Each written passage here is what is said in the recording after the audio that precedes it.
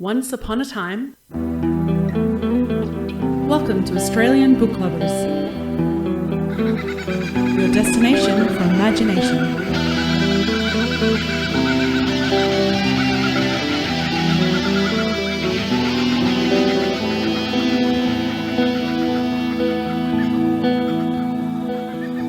A big warm welcome to everyone and a huge thank you for joining us for the Australian Book Lovers podcast. We are up to episode 87. Our mission is to bring fabulous Australian and Indigenous literature that spans a whole range of genres to book lovers around the globe, as well as fantastic resources and information for passionate authors looking to write their next bestseller. I'm Veronica Strachan, aka V.E. Patton, fantasy, science fiction, memoir and picture book writer, voracious reader of many genres, and one of your co-founders and hosts, coming to you today from Wurundjeri Woiwurrung country. And I am Darren Kazenko, dystopian science fiction and horror author, avid reader of course, and your co-host and co-founder of Australian Book Lovers, coming to you today from Ghana country. We got nice sunny, it's not going to last much longer, so enjoying what we can. And as you mentioned, Veronica, yes, episode 87, here we go. Here we go, indeed. And I've got some beautiful words for us today that really what the imminent weather is all about. So watch this space, then you'll be able to tell what the weather's like over here in southeast Australia.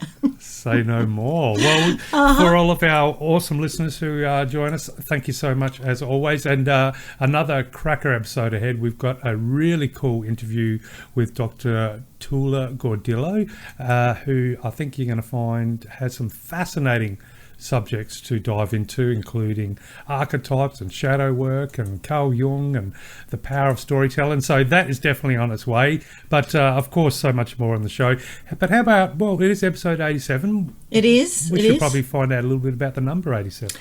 Well, indeed. So do we start with your number things or my number things? Let's start with your number things. Okay. So my number things are, of course, the bingo numbers. Now, I do have to catch up for last episode because we did one of the Wilderness Society Children's Literature Award and Carrigear Awards specials. And so we missed number 86 for bingo, which in Australia is 86 between the sticks.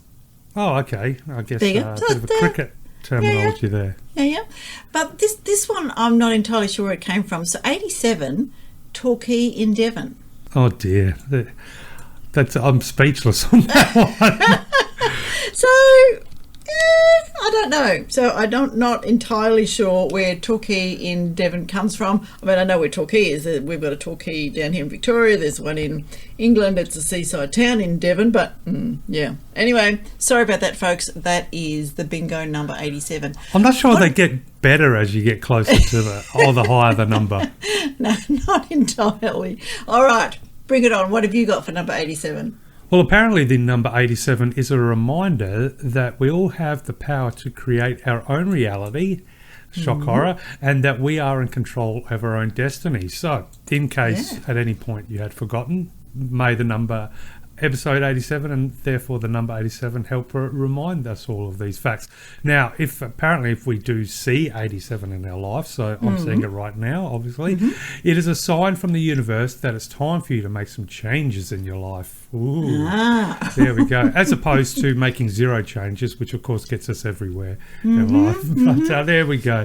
But you mentioned we skipped a little bit of the trivia and stuff for episode 86. Yep. So before I jump into the year that was 1987, I've just got two quick little things that happened in 1986, which I think, quite important. So in 1986, on the 7th of February, basically a baby's jacket was found near Uluru, and being, of course, similar to the one that was worn by baby Azaria. And so Lindy Chamberlain's case began to take a new turn. So, yes, it's funny how evidence can make things change there. But on the 3rd of March, the Australia Act 1986 came into effect. And, of course, that granted Australia legal independence from the United Kingdom by removing the power of the Parliament of the United Kingdom to legislate with effect in Australia and its states and territories. So quite an important day there back on 3rd of March 1986. Very good. Now, moving to 1987 in Australia. Not exactly, I wouldn't say a fun year. Definitely early 80s were better. One interesting little bit of tidbit is the very first mobile phone call was made in Australia. So there we go. There's a first for everything. There you go, yeah. Yeah. On the crime side of things, never a good thing. There were crazed German tourist Joseph Schwab, who was later known as the Kimberley Killer. He was shot dead in a shootout with Western Australia Police. Now, because Schwab, by that point, had already killed 3 people that day and 2 others a week previously in Northern Territory. So, yeah, a bit of true crime there for Australia. Continuing with the true crime, this is probably well known within crime circles. On the 9th of August, 7 people were killed and 19 injured when Julian Knight went on a shooting rampage in Melbourne, so also known as Hoddle Street Massacre. Yeah, I remember that. Shifting to a little bit of politics, on the 23rd of September in 1987, the increasingly unpopular Australia card was abandoned. Oh, yeah. Yes, and that was abandoned when retired public servant Ewart Sith points out that although the bill could be passed at a joint sitting, it could not be put into practice due to poor drafting, which had omitted a starting date. The regulation to set one would have had to go to a still hostile Senate. So just a shambles all round there. Yeah. Now, on the 3rd of October, Australia finally noted the contribution of Vietnam War veterans with a welcome home parade held in Sydney, 15 years after the last soldiers and national servicemen returned. It's pretty poor. Yeah, that's a bit. That's almost a bigger slap in the face, but I'm in no position to comment on that. There was on the 20th of October what we called Black Monday. So, and that was called Black Monday after the largest fall in the Dow Jones history. And stock market nosedives all around the world. So in Australia, the All Ordinaries fell 25%, making it the biggest one-day drop in the market's history. So I can't finish on those dire and somewhat somber notes. So here's something that's probably more important than any of that, and perhaps still echoes today around the world. On the 29th of December, at the age of 19, Neighbour star Kylie Minogue entered the charts with her first single, I Should Be So Lucky. That's really sad, Darren, but okay. Yeah. A couple of good movies, Aussie movies came out in 1987 as well. Yeah. The Howling 3. Now, The Howling 1 and 2, of course, are American werewolf movies. Right. Somehow they did Howling 3, but it was set in Australia. I think the subtitle was called Marsupials. It is shocking, but if you want a so bad it's good party movie, Howling 3. But we also had the release of The Light Horseman and The Year My Voice Broke, so 2 very quintessential Australian cinematic releases, and that is the year that was 1987 in Australia. There you go, 1987, yes, and it was a very good year. Last year BC, can you guess what that means? Our last year BC. No, my last year BC. Oh, sorry. I was thinking, I think I've missed a history lesson somewhere. BC, before children? There we go. There you go. All right. So it's a big year for 87, 88. It was. Yeah. It is a little bit hard to remember back that far, but anyway. Not that I would give any of them back, of course. I was just having a lovely chat with my daughter, who's the eldest, this morning. Wouldn't give them back. No. All right, I am going to share with you some words. Now, I've got quite a few because I just found it really hard to decide. And as you know, I plucked them from a number of different places. But there is a beautiful one, and remember we had the Indigenous Literacy Foundation, and we learnt a word last time from, I think it was the Bunjalung language. And this time I'm going to give you a word from the language people of the Jaja Warang. So I went to TEDx Malden, and Rodney Carter, who is a descendant of the Jaja Warang and the Yorta Yorta people, and he resides on Jaja Warang country in Bendigo, which is just central Victoria. He works he's currently the group chief exec of the Jaja Warang Clans Aboriginal Corporation and their enterprises, and he was talking about environment and country and those kind of things, and of course did an absolutely beautiful welcome to country. And I just thought I'd give you a nice easy one, which is Jara. Okay. D-J-A-R-R-A, Jara, and it means people in Jaja Warang people's language.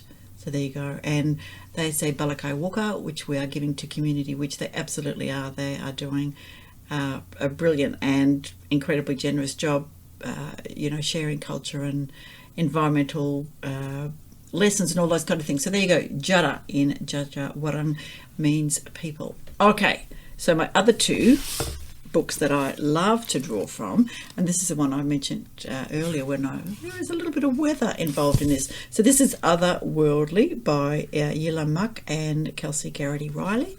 The word today is brumus, B-R-U-M-O-U-S, and it means of grey skies and winter days, filled with heavy clouds or fog relating to winter or cold, sunless weather. So that's a little bit like what it is over here in, Wurundjeri country. It's a bit brumous, but that is actually an English adjectives. Have you heard of brumous? No. But obviously I can visualise it now that you've told me what the definition is, and I do like a brumous morning if I'm got the luxury of going for a hike somewhere or a walk, because you get that. Usually it's pretty, misty, no wind, and the sounds are dampened with the low clouds. Yeah, that's good. But what you don't want to hear when you go for that walk is a brontide. A brontide is a low rumble as of distant thunder. So B-R-O-N for Nelly, T-I-D-E. Well, I mean, depends on where you are. If you're not far from home, that's all right. When I lived on South Stradbroke Island, and I used to walk on the inside of the island to the very end, and then follow the coast all the way back, and then back through the rainforest. And I'd just go wandering in nothing but a pair of board shorts, and it usually took about an hour and a half. It got to the end of the island, and I was starting to do my walk back all through the sand dunes, and it was a beautiful blue sky. And then I did hear a rumble, and I looked to the left, and there's a huge dark storm just coming my way, and I thought, I'm going to have plenty of time, so I just started walking, and I was shocked how far. But it was like, so you had blue sky and then perfect black clouds with like lightning flashing down, and of course then I started to panic a little bit and started jogging, and then started running, sprinting, because it was just coming in so far, and I never felt so vulnerable. Like the thunder's hitting, lightning. I just made it to the safety of the actual trees before it really came down, but oh lordy, running in just a pair of board shorts and suddenly seeing these ferocious thunder and lightning coming out of nowhere, I felt like a tiny little very scared animal. Well, there you go. You may, in fact, have been able to use this verb, which is an Icelandic verb, hoppy polla, and that means jumping into puddles. So did you do any hoppy pollering? Oh, I think I just had to run through the puddles. It was the rainforest turned into like a million shower taps or shower heads. There you go. All right. I'm going to give you one more weather one. This is a noun, and it's male or female from the Spanish and Portuguese language. And it literally means cloud walker. Nefelibata is one who lives in the clouds of their own imagination or dreams, or one who does not obey the conventions of society, literature or art. So there you go. And I think, I do a little bit of living in there. So Nefelibata, Spanish and Portuguese, and apologies to any Spanish and Portuguese speaking listeners who I've just absolutely trashed the pronunciation. So there you go. So these are words that actually exist. So brumus, brontide, hopapolla, and nefelibata. So see if you can use those in your emails or your texts or your conversations today. That'll help get it into your brain. So as opposed to words which are true, there are, of course, the beautiful words from John Koenig, who's the Dictionary of Obscure Sorrows, and they're not all sorrows, but they are words for emotions that he hasn't really felt that English has a great explanation for. So this is a particularly literary one for you. Loose left. So loose, L-O-O-S-E, L-E-F-T. And it's an adjective about feeling a sense of loss upon finishing a good book, sensing the weight of the back cover locking away the lives of characters you've gotten to know so well. I absolutely know that feeling. Oh, I think any book lover knows that feeling. Yes, that's right. I thought that I should share that one with book clubs. I thought, loose left is very good. All right. This is one I probably do a little bit too. Jouska, Jouska. This is a hypothetical conversation that you compulsively play out in your head. A crisp analysis, a devastating comeback, a cathartic heart-to-heart, which serves as a kind of psychological batting cage that feels far more satisfying than the small ball strategies of everyday life. So have you done that? Play those strategies in your head? I think there's not many people alive that haven't. And I mean, they fall into two categories, don't they? There's the replaying a moment that's already happened and sort of re-editing it, so to speak, or being aware of a situation you're going to be in the near future and running through scenarios or imagining different plays, and of course usually it never turns out the way you think it's going to, or the exotic strategy that you formulated after pondering for so many hours or days, and then the moment arrives and it goes completely skew-if. Yeah, absolutely. And you remember those, that fabulous, devastating comeback. Yeah, I never get those. All right, final one. It's just a little bit different. So Plata Rasa, Plata Rasa, the lulling sound of a running dishwasher, whose steady maternal shushing somehow puts you completely at peace with not having circumnavigated anything solo. There you go. It's from the Latin plata, plate, because that's what I've got to tell you, and rasa meaning blank or scraped clean. Plata rasa. There you go. Well, I'm assuming they don't mean spin cycle. No, on dishwasher. Dishwasher. Yeah, not a clothes I was thinking washer. a washing machine. Yeah, no. And I really thought of it because even though I haven't got the dishwasher on today, that lovely sound, that shush, shush, shush. I thought, yeah, that's right. Oh, okay. There you go. Oh, I don't have a dishwasher, but I wonder if it has that. Well, you don't know what you're missing. Well, no, I've had them in the past. It takes too long to load them. It's quicker to just do the dishes. Yeah, but I was wondering if it had anything to do with that theory of bringing back distant memories or unconscious memories of being in the womb. Same as in the theory, same as like crashing waves. When you hear the sonogram, the children can hear the mother's heartbeat. This is so true.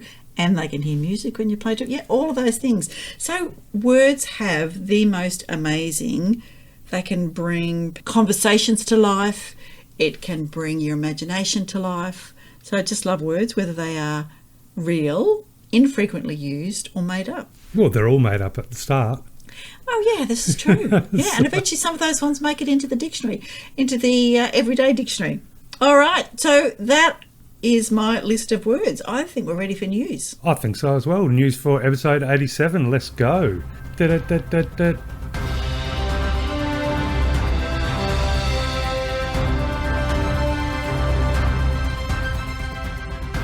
Okay, so news for episode 87, and I just wanted to just touch on a couple of quick industry news items, and the first one is the 2023 Australian Publishing Industry or Industry's Rising Star Award. So the shortlist has been announced.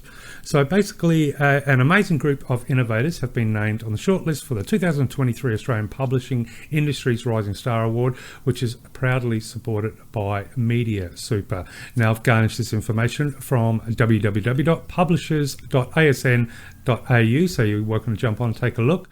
So the following 5 professionals are being recognised as emerging talents to watch in an industry where they're already making a mark. So congratulations are to Tom Langshaw, Commissioning Editor of Pantera Press, Kajal Narayan, Head of Marketing, Pantera Press, Genevieve Nelson, Deputy Head of Marketing Publicity, Bloomsbury, Kathleen, Catty O'Neill, Metadata Manager, Hardy Grant Books and Explore, and Eloise Plant, Digital Marketing Manager, HQ Books, HarperCollins. So nominated by their companies, the Rising Star Award celebrates the ongoing excellence and growth of staff who commenced their publishing careers in the past 10 years. The shortlist was selected by a panel of experts from publishing and relating industries, comprising of Emma Cooper from the Victorian Academy of Teaching and Leadership, Tracy O'Shaughnessy, I hope I pronounced that right, RMIT University, Annabelle Pandiela from Allen Unwin, Aviva Tuffield from UQP, and Patricia de Bias Dyson from Australian Publishers Association. So good little shortlist there. Now, if there's one thing that we can already learn from these up and coming talents in the publishing industry, let's have a look here. So 1, 2, 3, 4 out of those 5 of the shortlist have something to do with either marketing or digital marketing or metadata. So it just goes to show that, the process of selling a book is definitely doesn't finish when you put the last word in the last chapter. Definitely not, as we know by our chats with all the authors and the publishing experts that we chat to. Yeah, it's a whole thing. It is. So, but anyway, Penguin Literary Prize 2023 winner was announced. So, and that winner is Michelle C. Tho. So Penguin Random House Australia is thrilled to announce Jade and Emerald by Michelle C. Tho as the winner of the 2023 Penguin Literary Prize. So Jade and Emerald is the story of a lonely girl who forms an unlikely bond with a rich hedonistic socialite. The friendship strains her already fraught relationship with her strict mother.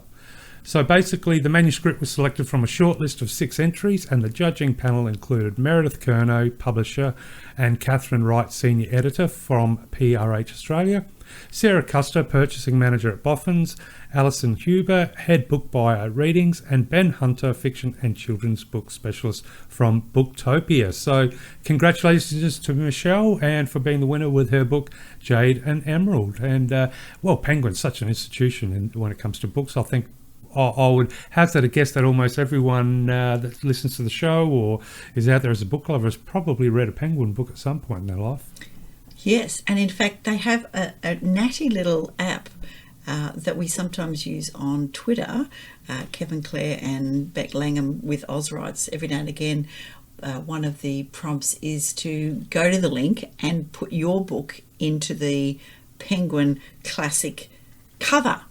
And so you can have your own book. All you can do is put in a picture and put your name and the title, and there you are. You look like you've got a Penguin Classic. So I do like that. So thank you, Penguin, for doing that. Makes us think that we can all get there in that kind of traditional published classic range one day. Well, that is my little news segment. So what have you got? Okay, on to mine. Well, so much news that I did have trouble reducing it to a reasonable level. But I did hear some fabulous feedback from one of our listeners the other day that said he was a writer and just said absolutely loved hearing the news because it just reminds you that there's a whole lot of things out there. So I thought, right, I'm going to keep doing the news and getting people some interesting stuff. Here we go. Fiction and poetry manuscript submissions. For those of us who do like a little bit of poetry, and we know we have some poets on the website, UWA Publishing, which is the University of Western Australia Publishing, is looking for submissions, and they close at the end of July, so Monday the 31st of July. So jump on in, people. If you want more details, you will need to go to UWAP, so uwap.uwa.edu.au and have a look on there and get your submissions in. Book Fair Australia, this is early warning, we might mention this a couple of times, but that's in October 14 and 15 in Sydney. But the reason I say now go and have a look at bookfairaustralia.com is that they are looking for authors and people to have stalls and those kind of things. So if you're interested in that, you want a stall or you want your books up there, jump onto Book Fair Australia and have a look. And that is going to be on October 14 and 15. Already got a few of my favourite authors up there speaking. So anyway, that's right. I'm going to Sydney in August. I can't go again in October. Now, here's one for you, Darren. Mm-hmm. The Horror Writers Diversity Grants close on the 1st of August. So horrorscholarships.com/diversity grants. Jump on there and have a bit of a look at that.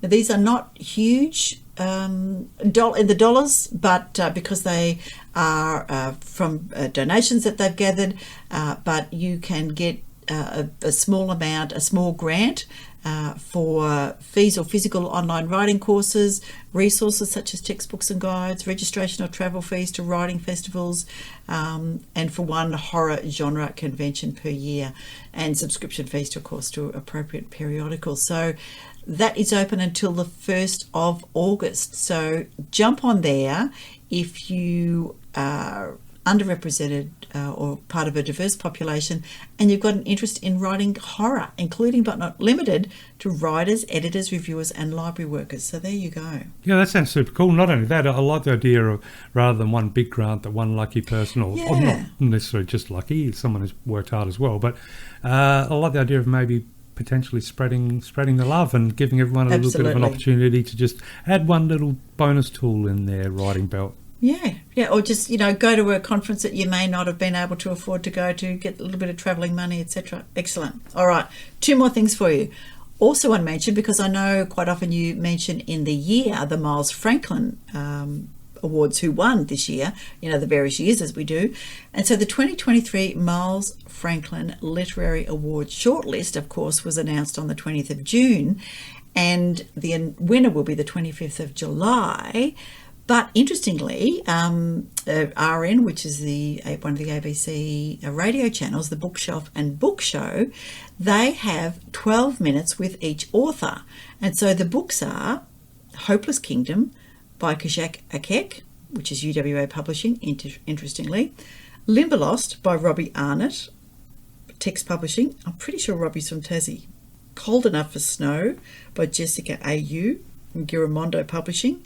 Chai Time at Cinnamon Gardens by Shankara Chandran. Now, hey, being such a lover of, that's from Ultimo Press, being such a lover of chai tea, I probably should read that one just on principle.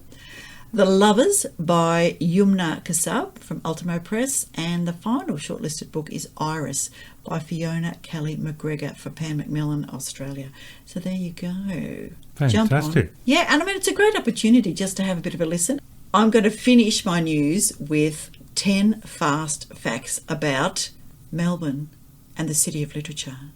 Here you go, 10 fast facts. Number 1, Melbourne is the home for writers, independent publishers and bookstores in Australia, and was the second city of literature as well as the first creative city in Australia. Melburnians consume more books, magazines and newspapers per capita than any other city in Australia and enjoy the highest concentration of community book clubs in the country. Number 3, that's a Melbourne numbers game. That's only a numbers game. That's all right, but still, it works for me. So Melbourne is home to Australia's oldest public library, the State Library of Victoria, which was founded in 1854. It was the first major cultural institution to be established in Melbourne and now attracts over 1.9 million visitors annually. Oh, that's pretty cool. That's pretty cool, yeah. We have 289 local libraries in Victoria with 2.5 million members who borrow around 50 million items each year, and almost half of all Victorians are library members, including me. I love the libraries, they're great. And don't forget authors. If you are registered with the public lending rights, every time somebody borrows your book, you will get a royalty, so jump in there. Number 5, Victorians of all ages are avid readers. More Victorians read for pleasure than in any other state. I don't know how they can prove this, but there's... I don't know how they can prove a lot of things in Melbourne, to be honest. Anyway, since the Premier's Reading Challenge began 14 years ago, more than 2.5 million students have turned the pages of nearly 45 million books. All right, that is a lot of books, authors. Keep writing. The story of the Cali Gang, believed to be the world's first feature-length narrative movie, was filmed in Melbourne in 1906. The State Library of Victoria is home to a large rare books collection, and it's actually Rare Books a Month this month. But anyway, that was another piece of news that I decided not to say, but now I've said it. But however, including authors Shakespeare to Charles Darwin to Patrick White. And these may be viewed upon appointment, or you can visit the permanent Rare Books exhibition, World of the Book, formerly Mirror of the World. Fact number 8, Cole's Book Arcade, opened by E.W. Cole, was reputed to be one of the world's largest bookshops at the turn of the 20th century, boasting of its number of 2 million stocked books. It came to the attention of visiting international luminaries such as Mark Twain. There you go. Number 9, one of Australia's earliest bestsellers, The Mystery of a Hansom Cab by Fergus Hume, was published in 1886. It's a murder mystery set in the city and went on to sell over 500,000 copies worldwide and has been adapted for film several times. So there you go. Didn't know that was one of our earliest bestsellers. And finally, Victoria has 4 creative cities. The city of Bendigo, which is the city of gastronomy, Ballarat, the city of craft and folk arts, Geelong, the city of design, and of course Melbourne. There you go. City of Literature. All right. Well, there you go. 10 fast facts. That's your challenge. I was going to say you challenge give me 10 accepted. fast facts about good old Adelaide. Boring old. There's a reason we keep it's a secret down here. All right, so next time we have some news, I want to hear 10 fast facts about Adelaide. Oh, well, the literature side of things and art, absolutely. I mean, we do have more festivities than any other state, I think. So, you say boring, but I don't know. I say the world comes to us every year. Yeah, no. It is lovely, Adelaide, but that's all right. Okay. And listeners, I was born in Victoria, so the arguments and my snide remarks are all in jest. Tongue-in-cheek, indeed, tongue-in-cheek. Enough of that. I'm ready for a cuppa now, having done all that chatting. Time for the cafe? I think so. Let's jump on in.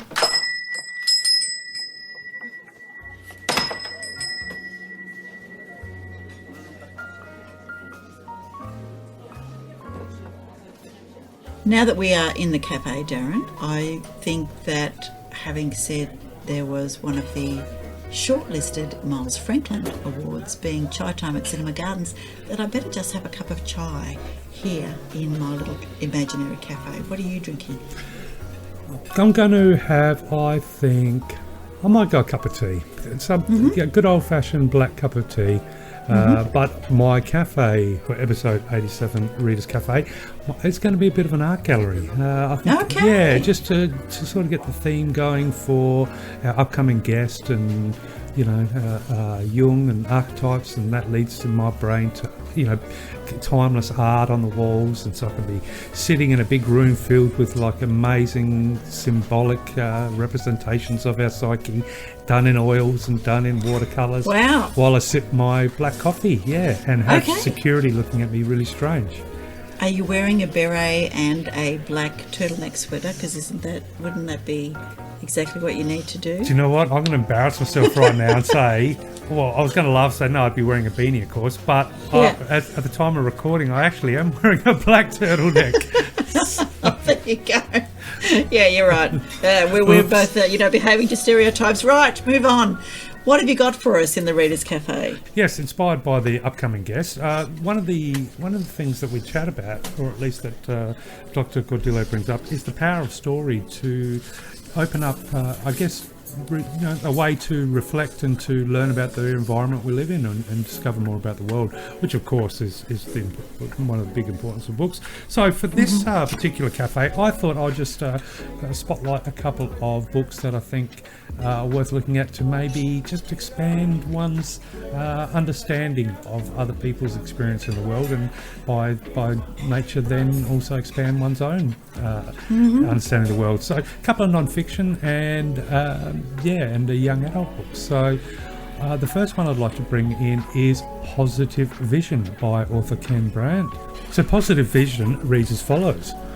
Poor eyesight never impacted author Ken Brandt's vision of what life could be.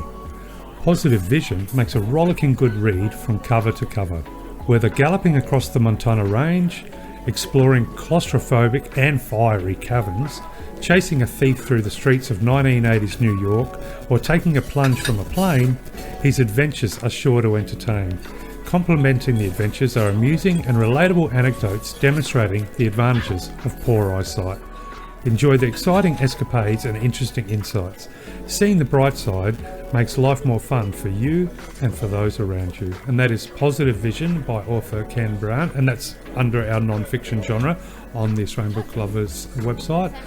So a gentleman that wants to just bring a little bit of a invitation to readers to see what it's like to have a failing vision, and obviously doesn't stop the adventures. I mean, chasing a thief through New York streets in the 80s and fiery caverns, that sounds pretty cool. So Positive Vision. Yeah.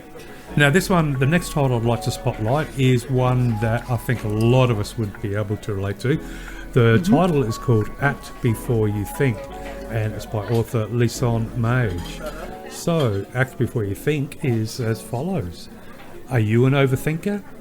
Too clever for your own good? Unable to make a decision even after overanalyzing data in enormous spreadsheets? Feeling stuck and anxious, imagining countless what-if scenarios? Act before you overthink to free your mind, skyrocket your productivity and improve your well-being. Based on more than 365 interviews with overthinkers, Lison Mage uncovers and debunks the 3 myths of overthinking that hold you back from reaching your full potential in your career and your relationships. And that is Act Before You Think by Lison Mage. I think, I suspect a lot of us can relate to that, being an overthinker and maybe just letting our thoughts get in our way of our thoughts.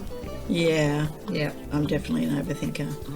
It's, that word that we had from John Koenig about, what was it? Zajuska, the hypothetical conversation.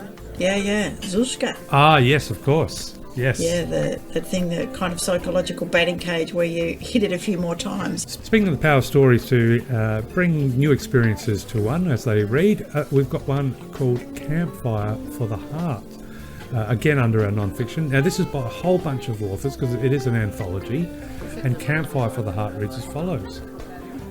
Do you ever wonder how other people cope with trauma, grief and tragedy?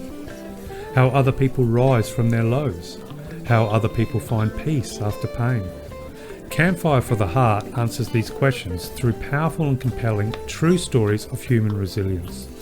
By learning how other people have converted their darkest times to personal growth and success, you may discover how you too can learn and grow from your hardships, how you can be the hero of your journey or help others in theirs.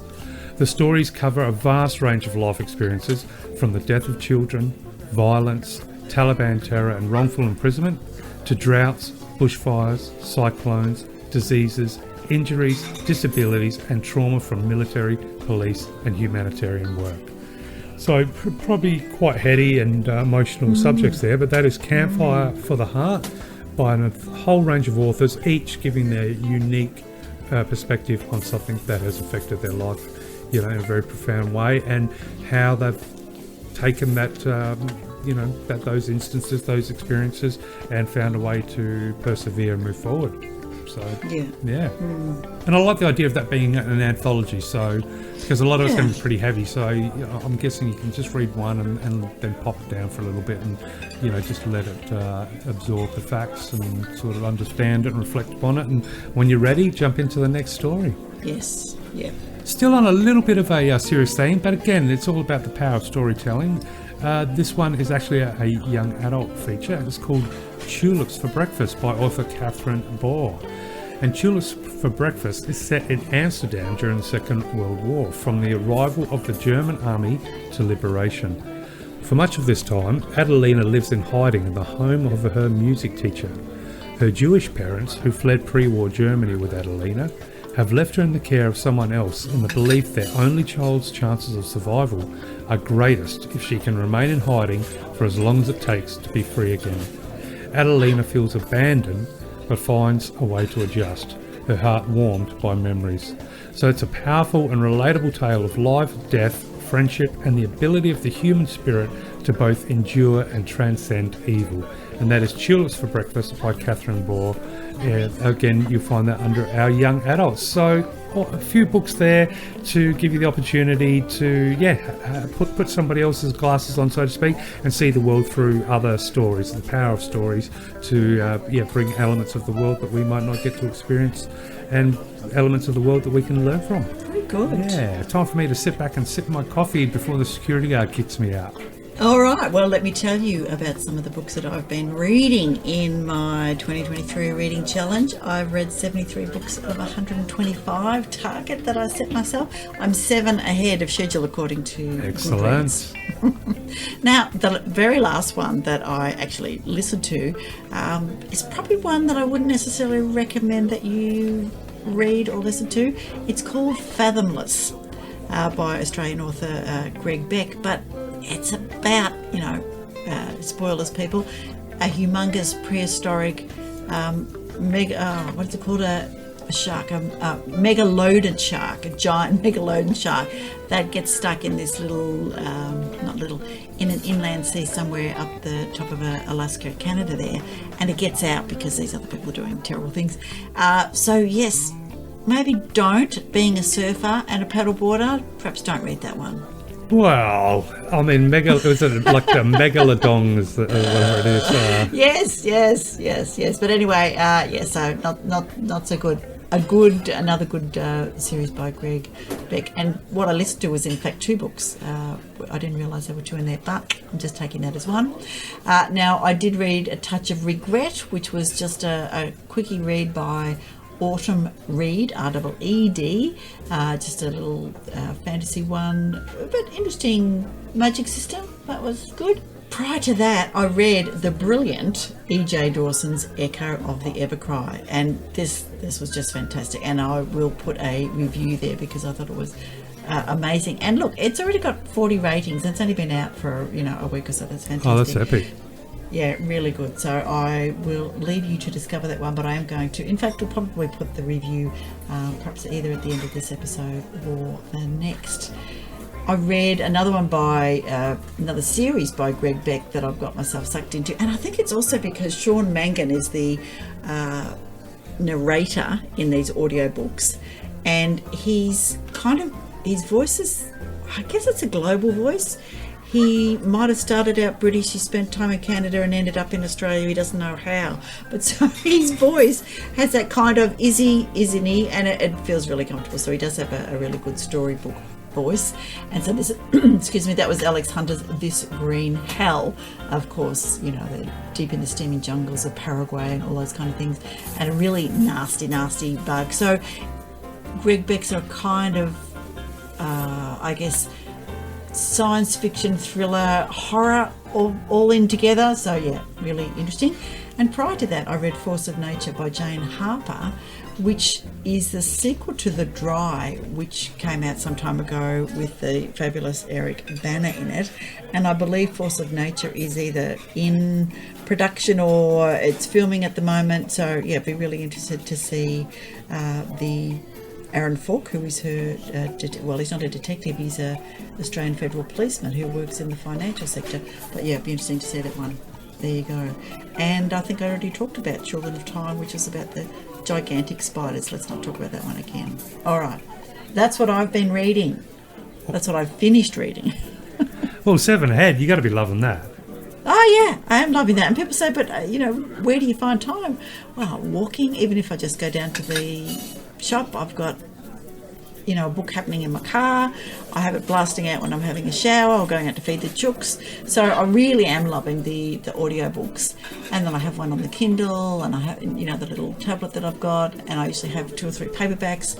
We better get out of this cafe because you've got a great interview to share with us. Yeah, well, let's. I'll just scull my coffee and save the security guard another 2 steps, and I'll just leave of my own accord.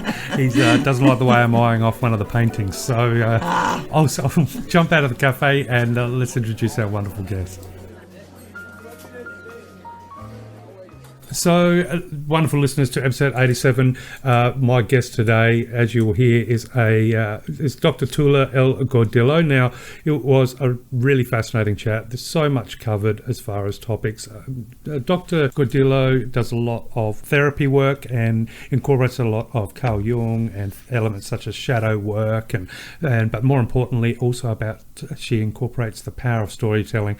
So this is a really, really fun and very insightful interview. She was just an amazing person to chat to. Really, really ignited the love I have for all things archetypes and remembering all those books I used to dive into in my uni days of reading about Jung. So it was quite inspiring to have a chat with her. So without further ado, to use the cliche of all cliches, please enjoy this wonderful interview.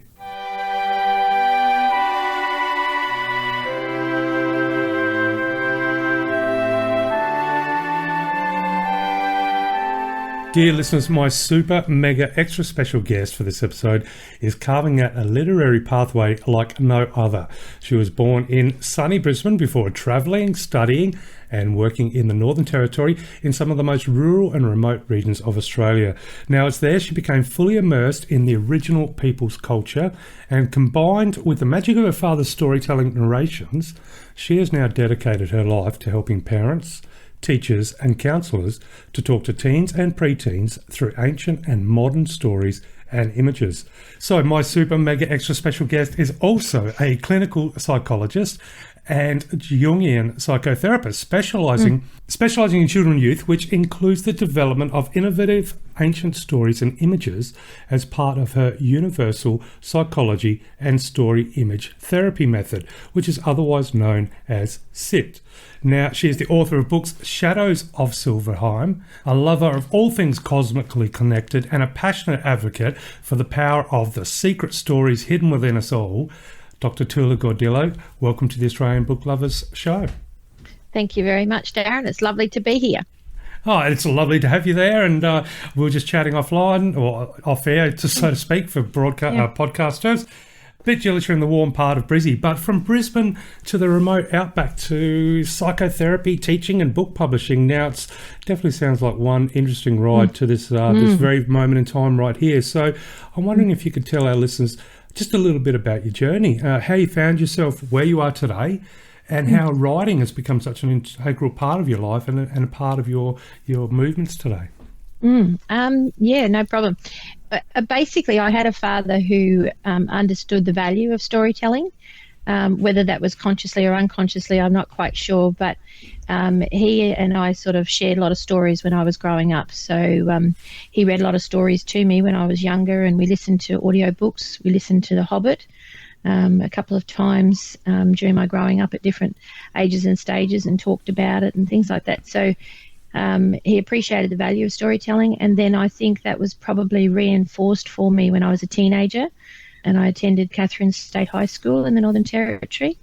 My mum was actually what was called then the Aboriginal Youth Officer for the Commonwealth Employment Service. So I would go with mum out to different rural and remote communities and education centres and things like that for the First Peoples Nations. Their culture really resonated with me, I think, as well. So I think it was probably a combination of having sort of Celtic background myself. My dad sort of came sort of from the Scottish Highlands, and my mother was Irish, so I've got that sort of love of storytelling from the Celtic plus the Indigenous culture, and I think it was just a combination of things. So if I fast forward sort of a number of years, I was working, when I was about 38, I was working as what they call a guidance officer, intensive behaviour support in schools, and a head of student services. So I was working with a lot of youth, the most difficult sort of cases of over 6,000 youth. That was actually my job. And so I worked with a lot of youth that were in pain. And I had a situation where I had one student that had actually been bullied by another student, and the student had actually stabbed his bully at school. And I was very involved with that case. And so I had to sort of tell the mother, what her son had done, etc. And so I got very involved with it. And then a couple of weeks later, I had another student who was severely bullied. And I thought, I don't want to have another stabbing on my hands. So I have to do something to try and help this student. And so unconsciously, I went back to an old story that my father had told me when I went through bullying as a teenager. Oh, wow. And it was called The Scorpion and the Frog. And I didn't know how old the story was. I just knew that it had helped me. And so I started researching it, and I started writing it down for this young man to read so that he could somehow make meaning out of his suffering, because he couldn't comprehend how somebody could hurt somebody else and it didn't bother them. And so I wrote the story down and I gave it to him to read, which is what we call bibliotherapy, but I didn't realise I was doing that at the time.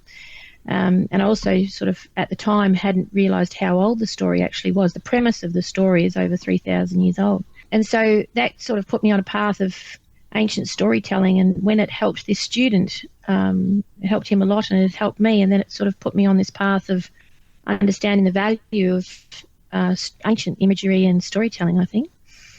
So that's kind of how it started, and then from there it's just evolved into a therapy, and I now use it with people of all ages, and that's called story image therapy.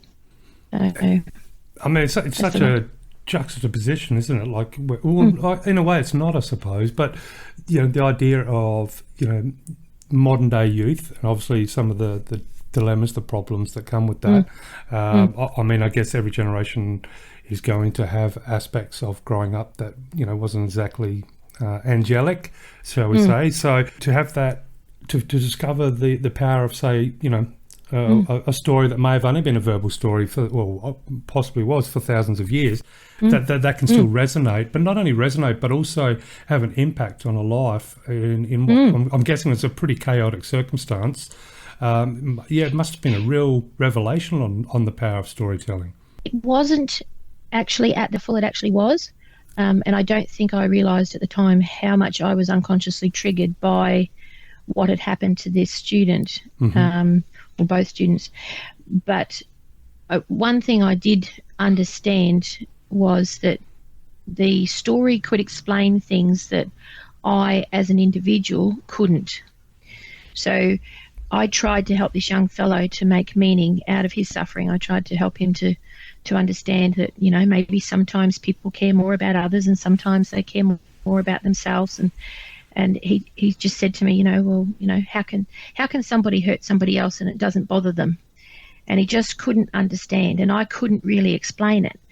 But by going to the story and using the imagery of the scorpion and the frog, that met those metaphors, I actually scribbled on a piece of paper as well, just levels of caring. I made what I now call the caring continuum to try and reinforce the messages in the story. So it was a combination of the storytelling and the imagery to support the messages in the story. That combination seemed to be incredibly powerful, and it's only over time that I've actually realised the power of storytelling. It's the most effective tool we have to try and understand behaviour or change behaviour. Do you think it is because we can so easily, for most of us, place ourselves in a character's position, or do you know what I mean? And so Yes. almost objectively, but still emotionally, process the things that might be happening to us?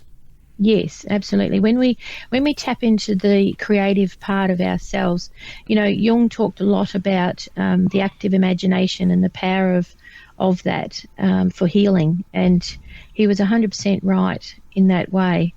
I talk about mythos and logos in counselling, and mythos is myth, storytelling, imagery. It's ancient wisdom, and it's very valuable when we're having problems in logos, which is our everyday life and issues and things like that. So it's very it's quite profound. So writing stories, listening to stories, using the imagery to reinforce the story's messages is all very, very healing.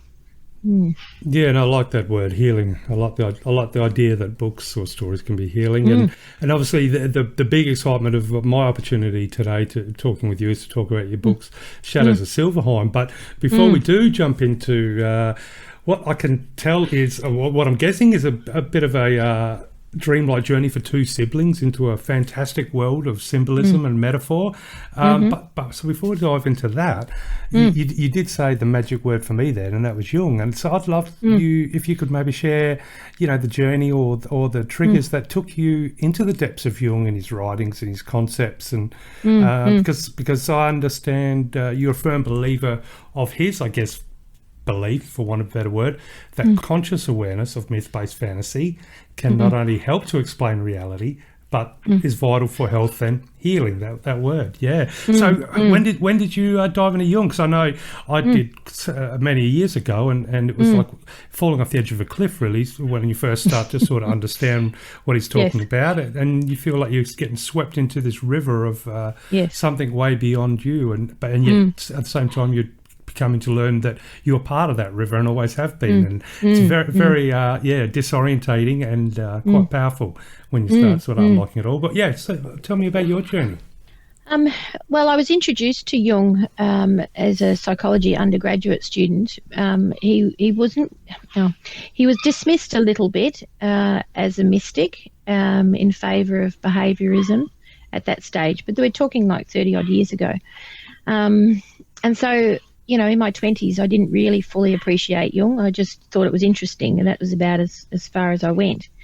But then in my late 30s, as I said, I was being triggered. I had quite a difficult teenage years. A number of things had happened to me as a teenager that I had never had counselling for. And when I was counselling a lot of students in pain, so I had kids that I had students that attempted suicide, and I went to student funerals and as the school support person and things like that. So I had a lot of students that had experienced trauma, and I had myself. And so, I think I didn't fully appreciate what was in my unconscious and couldn't really make sense of everything until what happened was at 38, I decided that I'd had enough of just trying to pick up the pieces. And so I then wanted to do something proactive. So I withdrew from my position in the government. I started working in medical centres and schools as a consultant, and I started a PhD in psychology. And at the time, I didn't really know what I wanted to research. I just knew I wanted to work out ways of helping youth to become more resilient. And what came out of my PhD qualitative research was that young people use stories and images online and offline as a way of coping with their problems. with their mental health distress particularly. And so from there I thought, okay, well, what stories, what images?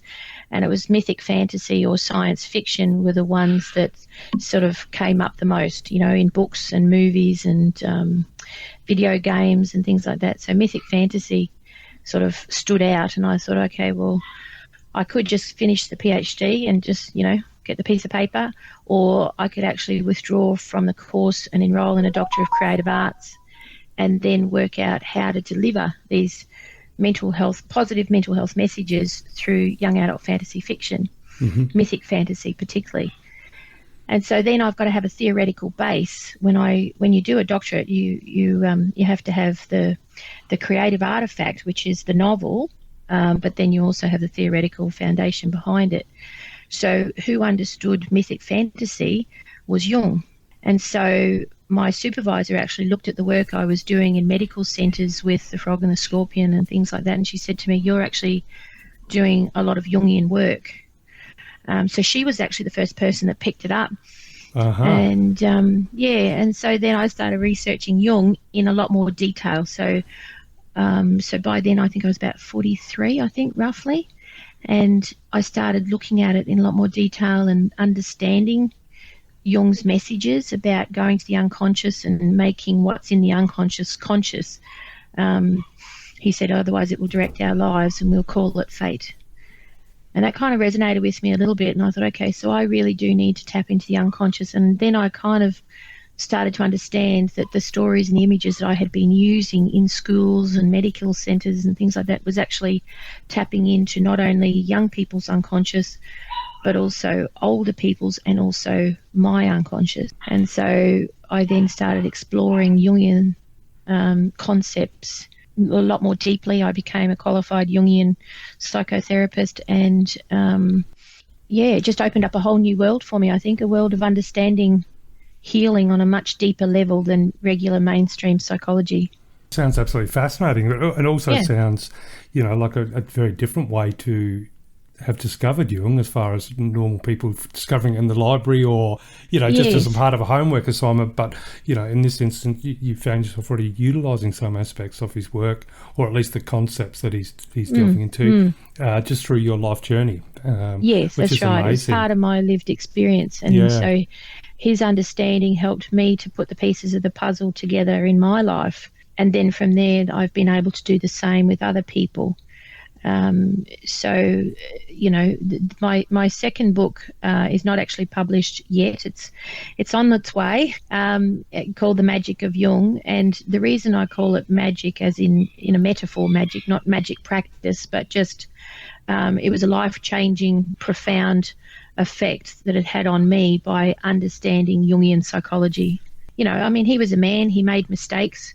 Like everybody, but his knowledge of the unconscious and healing, because he himself had to heal himself, and then he used that knowledge to then heal others, and I could resonate with that because I ended up doing the same.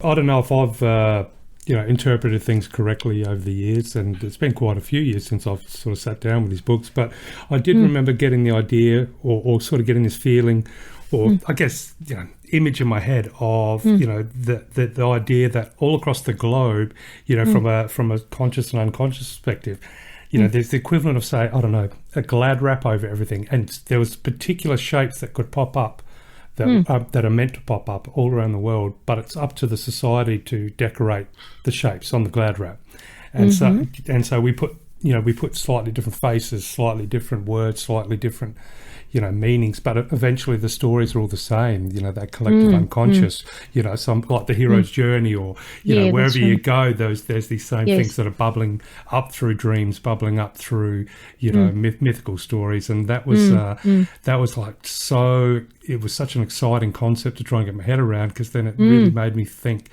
you know, that's when for me, that's little things like that help make me believe that, you know, that there is no accidents as far as, you know, how we got here, who made us. That's, you know, that's neither here nor there as far as for me at that time. But it was a case of, but it wasn't an accident. There was something creating us, because there is a specific purpose to this underlying stories, I guess, now that we can say it, stories coming up through all of our cultures throughout of our time.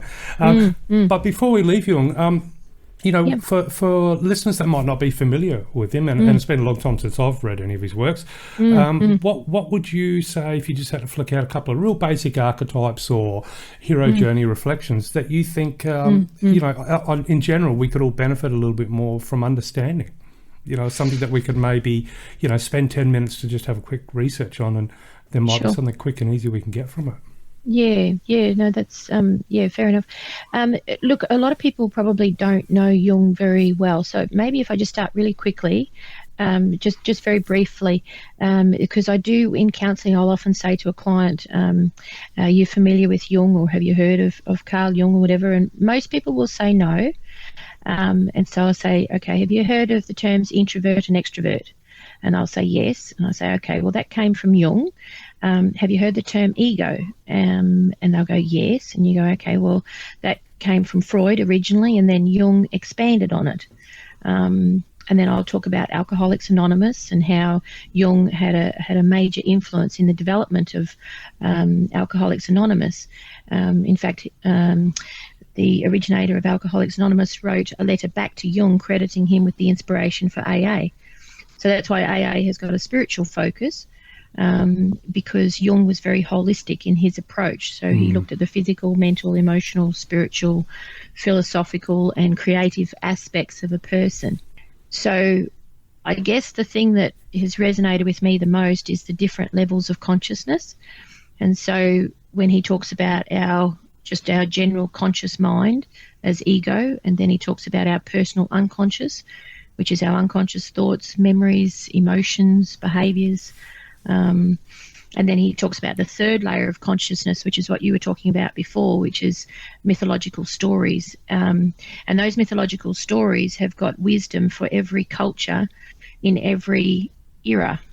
And that's why we still have mythological stories in movies and books and video games, and young people especially love the mythology. It captures their imagination in a way that regular mainstream just delivering information, it doesn't capture the imagination, and it's through the imagination that we reach a young person's heart. So instead of just delivering information through some, textbook, if we do it through like a mythic fantasy lens, they'll remember it, and it'll stay with them. And it also, as going back to our chat before about how it's easy to place yourself in a character's position or into a story. I love the idea of mythology being such a fast track to restoring a sense of purpose in daily life. So any trials, tribulations that seem maybe helpless or pointless, whatever it might be, but then you can put yourself in that hero's journey or some aspect of it or some aspect of mythology and try and make it relate. And then it's like, okay, maybe there's a sense of purpose. Maybe this is round 1 of 20, and and I got to climb that mountain and all these different things. That's right. When reality is just putting the bin out in the rain. But you got to make it. You got to make it a huge task. No, but I understand what you're saying, and you're quite right. Like the hero's journey, that premise has been in every story since the beginning of time, and it still is today. And so, I use that Joseph Campbell's, hero's journey story structure in my novel, it's an archetype that just never goes out of fashion, really, because it's the same story. It's our story. We resonate with it. Yeah, that's it. I mean, realistically, for most of us, if we just open a front door, that we do have a journey ahead of us, and it's going to be filled with a whole bunch of stuff, whether that journey is just from one end of the street to the other or from one side of the globe to the other. Anything can happen for both situations. But thank you so much for sharing a little bit about your journey, about the experiences in Northern Territory, obviously your medical experiences, your government experience, and how this all led through to your love of that Jungian principles and storytelling, all those things, because I think that's a nice way to bring us to the release of Shadows of Sylvaheim. Yeah. Because reading that description, and which I'll let you tell our listeners about it, but when I read that description, it all makes a little bit more sense now, and makes the concept just so rich, and it makes me just want to rip open the book now, because I can tell it's going to be a portal to a whole new realm of understanding and fantasy. Yes. But so can you maybe just tell us a little bit about the book, and of course the inspiration behind it, and also the message the message that you would like the book to give to the world? Yeah, sure. All right. Well, Shadows was actually created as part of my doctorate in creative arts. So, I wrote it as a mythic fantasy genre, but it's actually reality reframed as fantasy. So I've got real life themes in it, but the actual, so if you sort of think about like a description of the actual plot, it would be like following a family tragedy, and there was also a discovery of a huge family secret. 16-year-old Jack and his quirky sister, 14-year-old Emily, they go into a world of fantasy, which is actually a journey of the character's unconscious mind. So Jack, they're grieving, and Jack has got a potential drug habit chasing him through Sylvaheim. In other words, in his unconscious, there is a potential for him to develop a drug habit. He's hanging around with some mates who are dabbling in drugs, and Emily has anxiety, and so through their journey in this realm called Sylvaheim, which is their unconscious, they learn ways of coping. So they learn how to cope with disappointment and excitement and all the emotions that we go through in real life, but it's done through the mythic fantasy genre. So I've got an enchanting goddess from Norse mythology and an Alp from Germanic folklore, and they actually travel with Jack and Emily. They travel the Bifrost to this mythical realm called Sylvaheim. And so here Jack has to pass 4 trials, so strength of body, mind, heart and spirit, while he converses with a riddle-talking tree. He battles a troll, he dines with fairies, he falls in love with a Greek nymph called Ari, and Emily is separated from her brother by a huge hedge of silver, and she has to battle her own self in Sylvaheim as well. And so while their mother's life hangs in the balance, Emily searches for this mythical plant called Silphium, which is like a healing plant. It was a plant which has since long disappeared, and I think in Turkey they think they've found it again. Oh, but anyway, okay. Yeah. So during her journey, Emily's chased by malevolent witches, and she symbolically cuts her own shadow. She gets trapped in Merlin's cave. And she cuts a deal with the king of the underworld. So, yeah, lots of adventure, and it's a good story to read or to listen to as an audiobook. I've just finished it, making it into an audiobook. Your voice or my voice? Yes, yeah. So I've narrated perfect. it. Yeah, I've narrated it, but I've got family members and also professional authors. Professional voice actors, and they're doing the characters. So oh wow, yeah, it's actually very well done, I've been told. I've got a young fellow that I'm actually counselling at the moment, and he has a lot of trouble seeing. He's almost blind. He's not quite legally blind, but very close, and he listens to audiobooks all the time. And he said to me he's been listening to Shadows, and he said it's in his top 10. Oh, you've got to be loving that. Yeah, he said it's extremely well done. So that was nice, That was it's lovely feedback, because it took months to do, because I've got over 30 characters. So it was a far huge out undertaking. Yeah, it's a huge undertaking, but it's. So I guess you could listen to it in 2 ways. You can just listen to it as a story and go, oh yeah, that's a really cool story. Or you can dissect it and really go deeper, because there's a lot of hidden messages in the novel, and in the audiobook story. There's a lot of wisdom, so you can unpack it if you want. Because I understand it is a predominantly young adult book, isn't it? It is, I tell you honestly, I thought I was writing it for youth, from sort of 12 to 18. That was sort of my intention initially. But I've had a number of adults that have also read it and said to me, "This is not like some book I've ever read before," and they've picked up on all the deeper meaning behind it. It is actually a tool for life. That's actually what it is. It's a tool for all ages, and so I've been pleasantly surprised at the number of adults that have loved it. So because that was kind of one of my was going to be one of my questions, and that was in the sense of, because you have such a strong focus on teen and preteens when it comes to your career and the help you're giving. I was wondering if it was a difficult hurdle to sort of incorporate these deep philosophical themes and symbolism for a readership that on paper may not yet have had the chance to dip their toes into things like archetypes and universal stories and all that. But at the same time, I'm wondering of late, with the acceleration of, also, I won't say education and knowledge, but with communication and the ability to sort of be confronted with so many elements of life at a faster pace, race, unfiltered, all that sort of stuff. Are we going to be running out? Will we have to hang up the term young adult at some point? Do you think you're either, what I mean? A young adult essentially is an adult now, and an adult is an adult. So it's a bit strange, I think, nowadays to say young adult now, isn't it?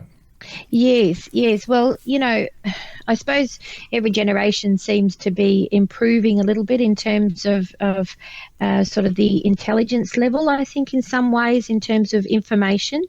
I mean, my children, they're young adults now, but their knowledge of just general world events and just, they have information overload these days, I think, with how much they can absorb. But they absorb it extremely well. And so, like, I actually did do so I went to a local state high school where I was actually the guidance officer at the school, and I worked with the high achieving Year 8 students, and actually getting their feedback on the novel. And I was actually teaching them for about 3 months. I was actually teaching them about all the mental health information that is inside of the novel, but also as part of their storytelling unit in English. So the teacher was sort of unpacking the storytelling a little bit, and then I was coming in as a guest presenter and sort of getting their feedback back on the novel and how to improve it for young people. That would have been a fantastic situation to have that direct feedback and to see the difference your book's making. Yeah, exactly. And once I explained all of the things to the young people, they got it. They understood it, and they actually had a new appreciation of the story. So I think, like I said to you before, you can just read it as a book, just as a novel, and a lot of young people would read it and they wouldn't understand the depth, the complexity. They'd just read it as a good story, or they'd listen to it as a good story. But you can actually unpack it in counselling, you can unpack it in teaching. I use it as part of story image therapy all the time. With different ages, teens, I'm talking about sort of, 13 plus, as well as with adults. So it's that's why I say it's sort of a crossover work, really, because it can be very simple or it can be very complex. Yeah, and I think that's what makes the best stories of all. And I think, I can only speak for myself, of course, and never speak for anybody else, but I know so many of the stories that I love, and that especially the stories that I find myself going back to over and over again, or thinking about, or they never leave you. You always have something that you want to recommend, or you always, I think it's because there are so many layers inbuilt. And I know, we've had the opportunity to talk to a lot of authors, and a lot of times that when they've had the feedback from books or reviews, they'll notice stuff in that, readers have found stuff in there that even the authors weren't aware of. And so what sort of subconscious or unconscious elements are creeping in there as well. But, this, like you said, the story can be just a beautiful story on the surface. And that is, that can be the eternal value right there and then. But then to be able to sort of unwrap it a little bit more and then have the joy of discovery of the layers inside, that's fantastic.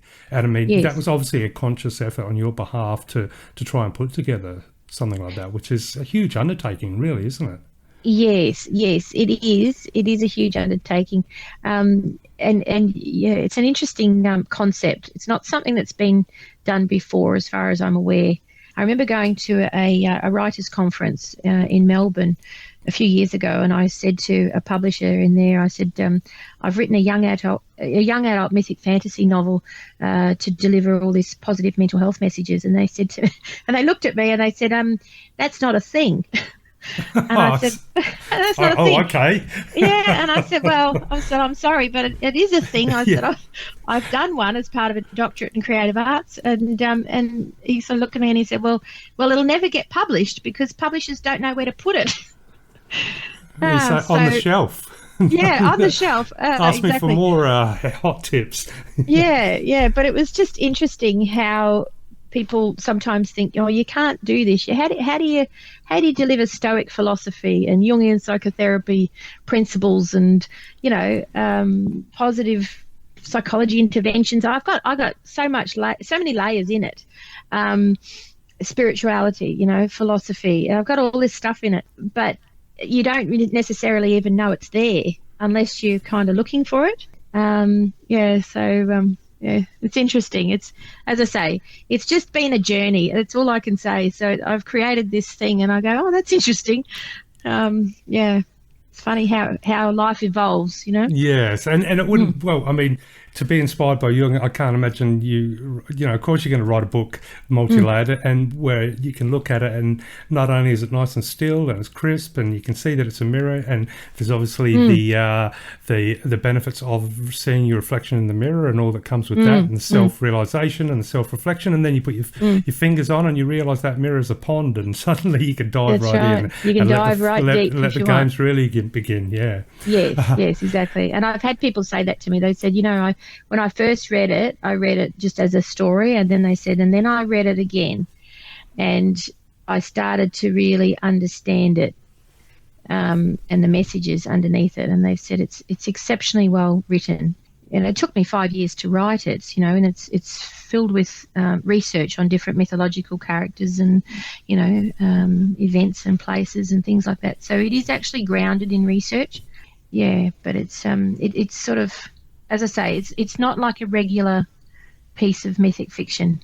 You'd have to read it to really appreciate it, I think, truthfully. Yeah, no doubt. And I was going to say, you just said then it took about, at least 5 years to put together. And I say unironically that it probably goes without saying that the writing of a book utilising hero's journey and elements of mythology surely has to, it's in essence, become your own hero's journey. And absolutely. So, just the trials and tribulations of putting the book together. But I'm just curious, when was the eureka moment? When do you think you can pinpoint back in time when the idea for the book, when you woke up one day or however happened, how did you suddenly decide that book was going to be brought into the world?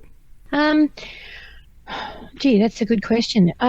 It's been an evolution. I don't know that there was necessarily a eureka moment other than the thing that just kept me going was saying, I've got to help young people. I've got to try and do something to help them to become more resilient. And so I didn't exactly know how. I just knew I needed to use youth voice, which is, what young people have been telling me is they love mythic fantasy and movies and video games. And I saw it with my own children growing up. And so it's just all I would do was just sit at 4 o'clock in the morning and write. And something would come to me. Some people are very planned and very organised, and they say, this is where I'm going, step 1, step 2, and they've got the whole book mapped out. I wasn't like that. I would just go down a rabbit hole, I think, and just write something and go, oh, that's interesting, and then sort of go, well, where would it go from there? And it's just I don't know, it's hard to explain, but even sometimes now I'll look at the novel and I'll read certain sections and I'll go, oh, that's I don't even remember writing that. So it's as I say, it's just been an evolution. It hasn't really been a planned thing. And do you think the world you've created in Shadows of Sylvaheim, do you think that's a world now that you can continue exploring with other characters to perhaps delve into other, for want of a better word, therapies or methods of learning, methods of understanding, methods of reflection. Do you think that will become, a particular place in time and space that can be returned to again and again? Or, how are you thinking moving forward now that you've created such a magnificent opportunity, such a magnificent portal? Yes. Look, it has opened doors to places that I didn't ever expect. So when I started doing the doctorate, I certainly wasn't thinking that I would become a Jungian psychotherapist, that I would be presenting at the Queensland Jung Society, that I'd be presenting at the Brisbane Theosophical Society. I've got people sort of joining my Facebook page that are very interested in spirituality, and so it's been growing just organically. People come into my life, talking about synchronicity, sort of how things appear to be random, but they're not.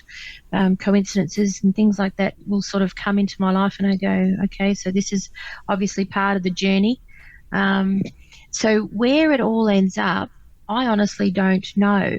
I don't have a big picture plan of where to from here. I've had people say to me, please write a second book. And I think to myself, I could, I suppose, invest another 5 years, but I've got the resource that I think is as best as I could do to try and deliver this information to young people. Now I need to train the parents, the teachers, the counsellors, how they can actually use the novel and the information contained in the novel to try and help young people to understand more about life. And I think that's what I'm here for, really. I don't think I'm here to just write mythic fantasy novels. I think I'm here to deliver information about the value of ancient storytelling, ancient wisdom, the combination of the physical, mental, emotional, spiritual, how they all have to work in harmony. So I now need to teach the teachers. I think that's where I'm needing to go to try and help young people. Mm-hmm. Do you think there might be additional material that you might be able to add to as in teaching aids? Is that something you're thinking of? So when I was working in the school and getting feedback from the students and teaching them about the mental health components and etc., all the messages in the novel, I did that, and I called it the Mythic Window Program. So I had to give it a name. And so I want to refine the Mythic Window Program moving forward to teach parents, teachers and counsellors about how they can actually use this information and knowledge to help the youth. So yes, there'll be accompaniments in the Mythic Window Program. I've actually, at this stage, I've only published Shadows and the the audio book of Shadows, and then I've got The Magic of Jung that's soon to be published, and then the other books that I've got in my mind haven't come to fruition yet, but the Mythic Window Program and the Mythic Window Workbook will certainly be part of that. So yeah, it's an evolution. It's coming, but it's I'm not pushing it. I'm not forcing it. I just want it to evolve in the way that it should, and I think it will go where it needs to go. Well, speaking of going where it needs to go, I'm curious about, obviously a whole lot of thought went into the book and a whole lot of happening before the book. I'm wondering about yourself, from the person that wrote the book to the person who finished writing the book, so from the start to the finish. Were there any, profound discoveries or insights or changes in the way that you see the world that that have come from specifically from writing the book? Did that allow you to see things from a different perspective, and maybe that you never would have had that new vision in the world had you not written the book? Yes, completely. That is 100% right. So at 38, when I was working in the schools, I was just doing regular mainstream teaching and counselling. I think I always had that love of storytelling, as I say, from my background, childhood background, and my heritage, etc. But but I was still kind of very much mainstream at that stage. And over the next 10 years of writing the doctorate, or doing the PhD in psychology first, and then doing the doctorate in creative arts, and sort of discovering or rediscovering Jung, and then really going sort of a lot more deeply into Stoic philosophy and Taoist philosophy. And it's been a spiritual journey. That's actually what I was talking about at the Brisbane Theosophical Society recently, was my spiritual evolution. And it started with writing, and it's continued with writing. So I'll either be writing academic journal articles, or articles for literary magazines, or Facebook posts on my Dr. Toula Facebook page, or the Spiritual Psychology Network page. I'll be writing something. I'm always writing something. And I find writing is my way of tapping into my unconscious and my way of connecting to my own internal spirit. So I sort of, every day I give out to the world in counselling and, teaching and training, etc. But every day I come back into myself through writing. So I'll always be writing. That is one thing I do know for sure. I'll always be writing, because that's my healing. I love what you just said then, that you'll always come back to yourself through writing. I think that's what you put on a T-shirt. Yeah, well, that's what I have discovered is, here I was thinking for all these years that I was doing it for the youth, and I was, absolutely, that was always my intention. But the healing journey that I've been on, my whole therapy has, as I say, it wasn't an intentional thing. I didn't start out 13 years ago and say, I'm going to create a therapy, and I'm going to have hundreds of resources, with Stoic philosophy and Taoist philosophy and Jungian psychotherapy concepts, etc. I didn't start out there, but what's evolved over time is my own healing journey. Is I've found, like, for example, if I was going through a difficult time, I sat outside and I looked at the trees in my backyard and I went, if my trees could talk, I wonder what they'd say. What would they tell me? And then I started writing down the wisdom of trees. And so I created a poster image called The Wisdom of Trees that I now use in therapy with other people. I've sat there myself many times watching trees and, having a moment and pondering, but I've never actually asked myself what the trees would say to me if they could talk. No. I've never, ever. And then when you talk about drawing the poster, did. I was like, that's a really good Jung idea. actually did that. He looked at a rock, and he sort of, when he was going through bullying himself as a child, because he was a very introverted, unusual child and didn't have any friends, and so he would have a story with a rock, and he'd say, is the rock sitting on me, or am I sitting on this rock? And this is what we call active imagination. And using that technique, you can sort of get insights into yourself, and that's why regular mainstream psychology just looks at the cognitive and the conscious. But where the healing happens, what I've discovered over the last 13 years is we have to go to the unconscious. We have to go deeper. And that's where I've done the writing. So I'll either be writing a story, or I'll be creating a poster image or archetypal cards. And I've got hundreds of resources that I've created over the years, as I say, thinking that I was doing it for young people's healing initially, but actually I was healing myself. I was actually doing my own therapy to heal myself from my adolescent wounds. That's what I've discovered. And so that's been my spiritual evolution. Not only that, it sounds to me like there was always an underlying purpose in your healing too, whether that's not necessarily something that you're aware of, but the universe had a purpose in your healing, because obviously in order for you to be healed, you're then in a position to do exactly what you're doing now, and that's heal others. So yes. Yeah, it could be that, and you did mention the word synchronicity a while back, and that's definitely something I definitely believe strongly in that. And it could be that synchronicity must have been pretty strong for you, because it must have really been guiding it to begin that self-healing process, because it sounds to me like the universe still needs you for a particular role in your hero's journey here in the real world.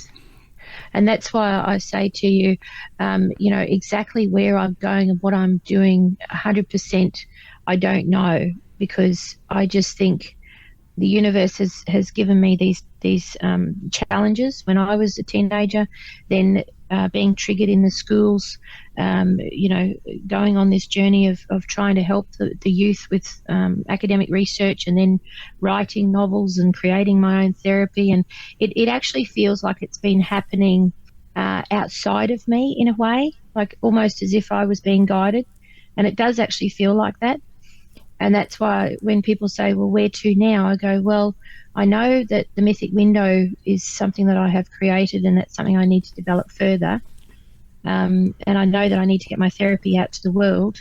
But exactly how, I don't know. And I'm okay with that, because I think I'm leaving myself open to whatever the universe says is my direction, because that seems to have been the way that it's gone. My own hero's journey has been exactly that. It's been a journey, and that journey is certainly not over yet.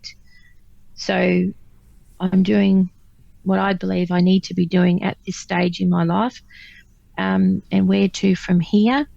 It'll be an interesting journey to find out, I guess. Yeah, it's so beautifully put. And I often wonder, to be honest, if, a lot of the frustrations and anxieties that we all face at some point in life, I wonder how much or what percentage of that comes from each of us wanting to be assured of tomorrow, wanting to be assured of the direction, but not realising that we may be thinking we're choosing that direction, but realistically we might be in the process of being manipulated to believe we want to be in that direction. We may feel we have to be in that direction to please someone else, to please society, to do this, to do that. Yes. I love the idea, how you were just speaking then about, I know where I am right now, and that's all I need to know for now.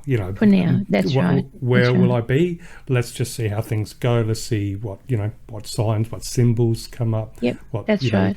And I love that concept. Yeah. I think you just have to keep yourself open, to saying, I think there's a bigger picture than what we see, and we can't control everything. And I think when we kind of step back and say, okay, I'm open to whatever it is my path. And it's amazing how doors start to open, doors that you never ever expected, or doors that you could never even begin to appreciate until later.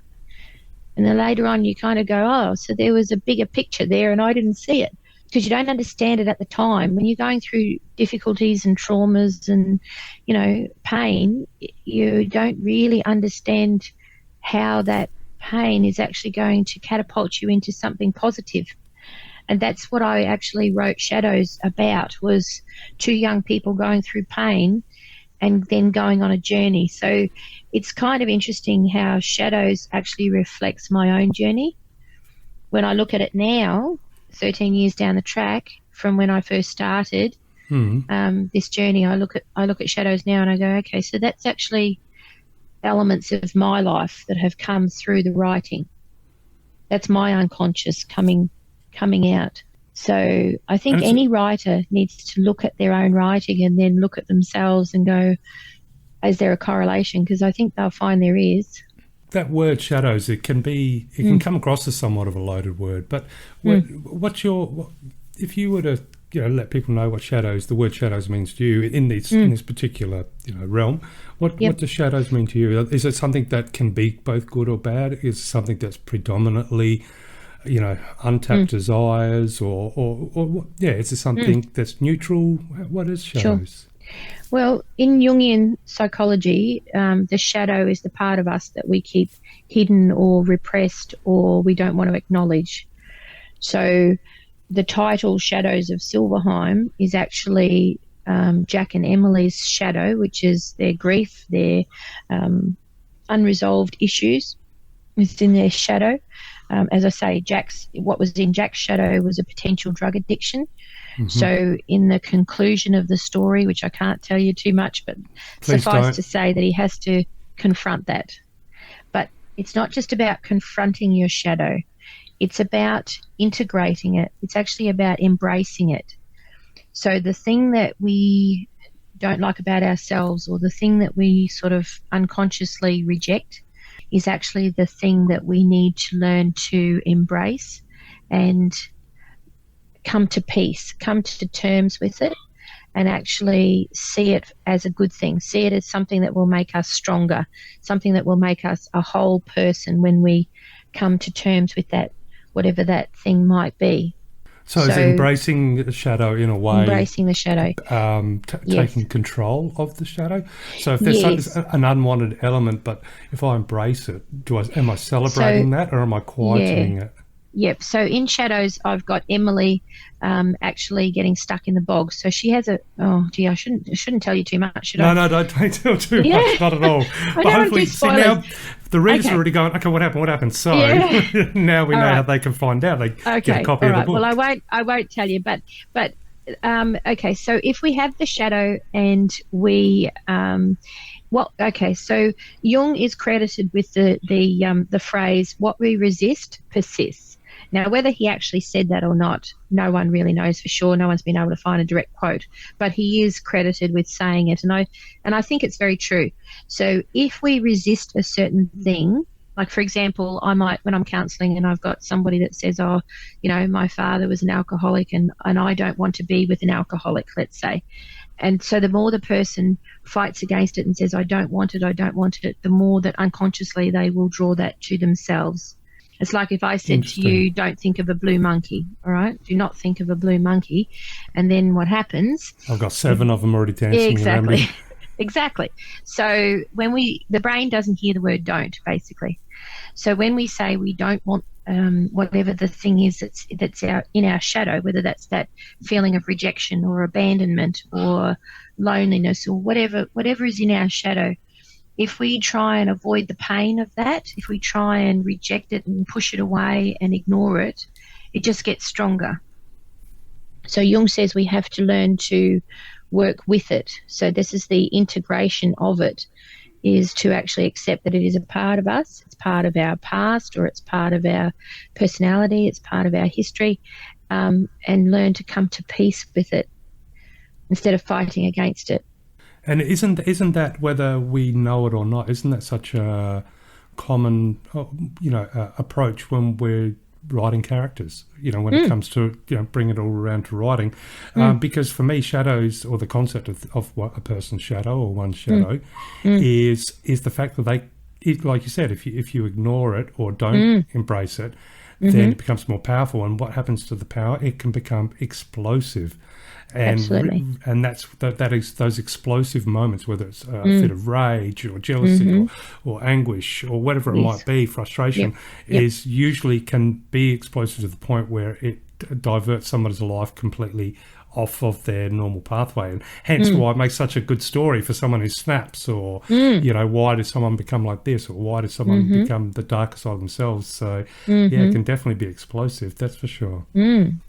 But all this heavy talk, which I love it, the spiritual talk, the archetypes and Jung, a little bit of fun stuff, because I wish I had hit record before when we were just chatting earlier, because speaking of fun stuff and symbolism, and you did say blue monkeys, but I think purple monkeys would have been better, because speaking of purple, I did comment just the striking colours and just the the beautiful cover, and you had a great little anecdote about how not only the cover came to be, but the reason for it, and how that led to the book being published. I'd love if you could share that again, because I think my listeners would just love to hear it. Sure. All right. Well, okay. So I had written Shadows. So I had it as a manuscript, and I had sent it off to several publishers. And for about 2 years, I got no sort of real interest. And then I got to a point where I got quite serious about it, and I said to my family, okay, my book is getting published this year. And so I don't know if the listeners are familiar with the concept of manifesting, but I thought, okay, I'm going to manifest, which means I'm going to bring to me having a publisher that's interested in Shadows. So basically what I did was I went through Pixabay, and they have lots of images on the internet, and I looked at different images, and one image stood out for me. I'm quite intuitive, like I get certain feelings of things, and that's probably the Celtic background, I think. And so I saw this raven, this ominous looking raven, and I thought, that that looks right. That looks like my ravens. It just felt right. So I thought, yeah, I think I want that on the cover. And then I looked at backgrounds, and I saw this pink and purple background with a castle in the background and flashes of lightning. And I went, yeah, that feels right. And I sort of looked at other images, but nothing stood out for me. And I went, okay, the raven in the background, that feels right. So I sent that to my son. My youngest son is very good with Photoshop, and I said, can you create a cover using these things, this background and the raven in there somehow?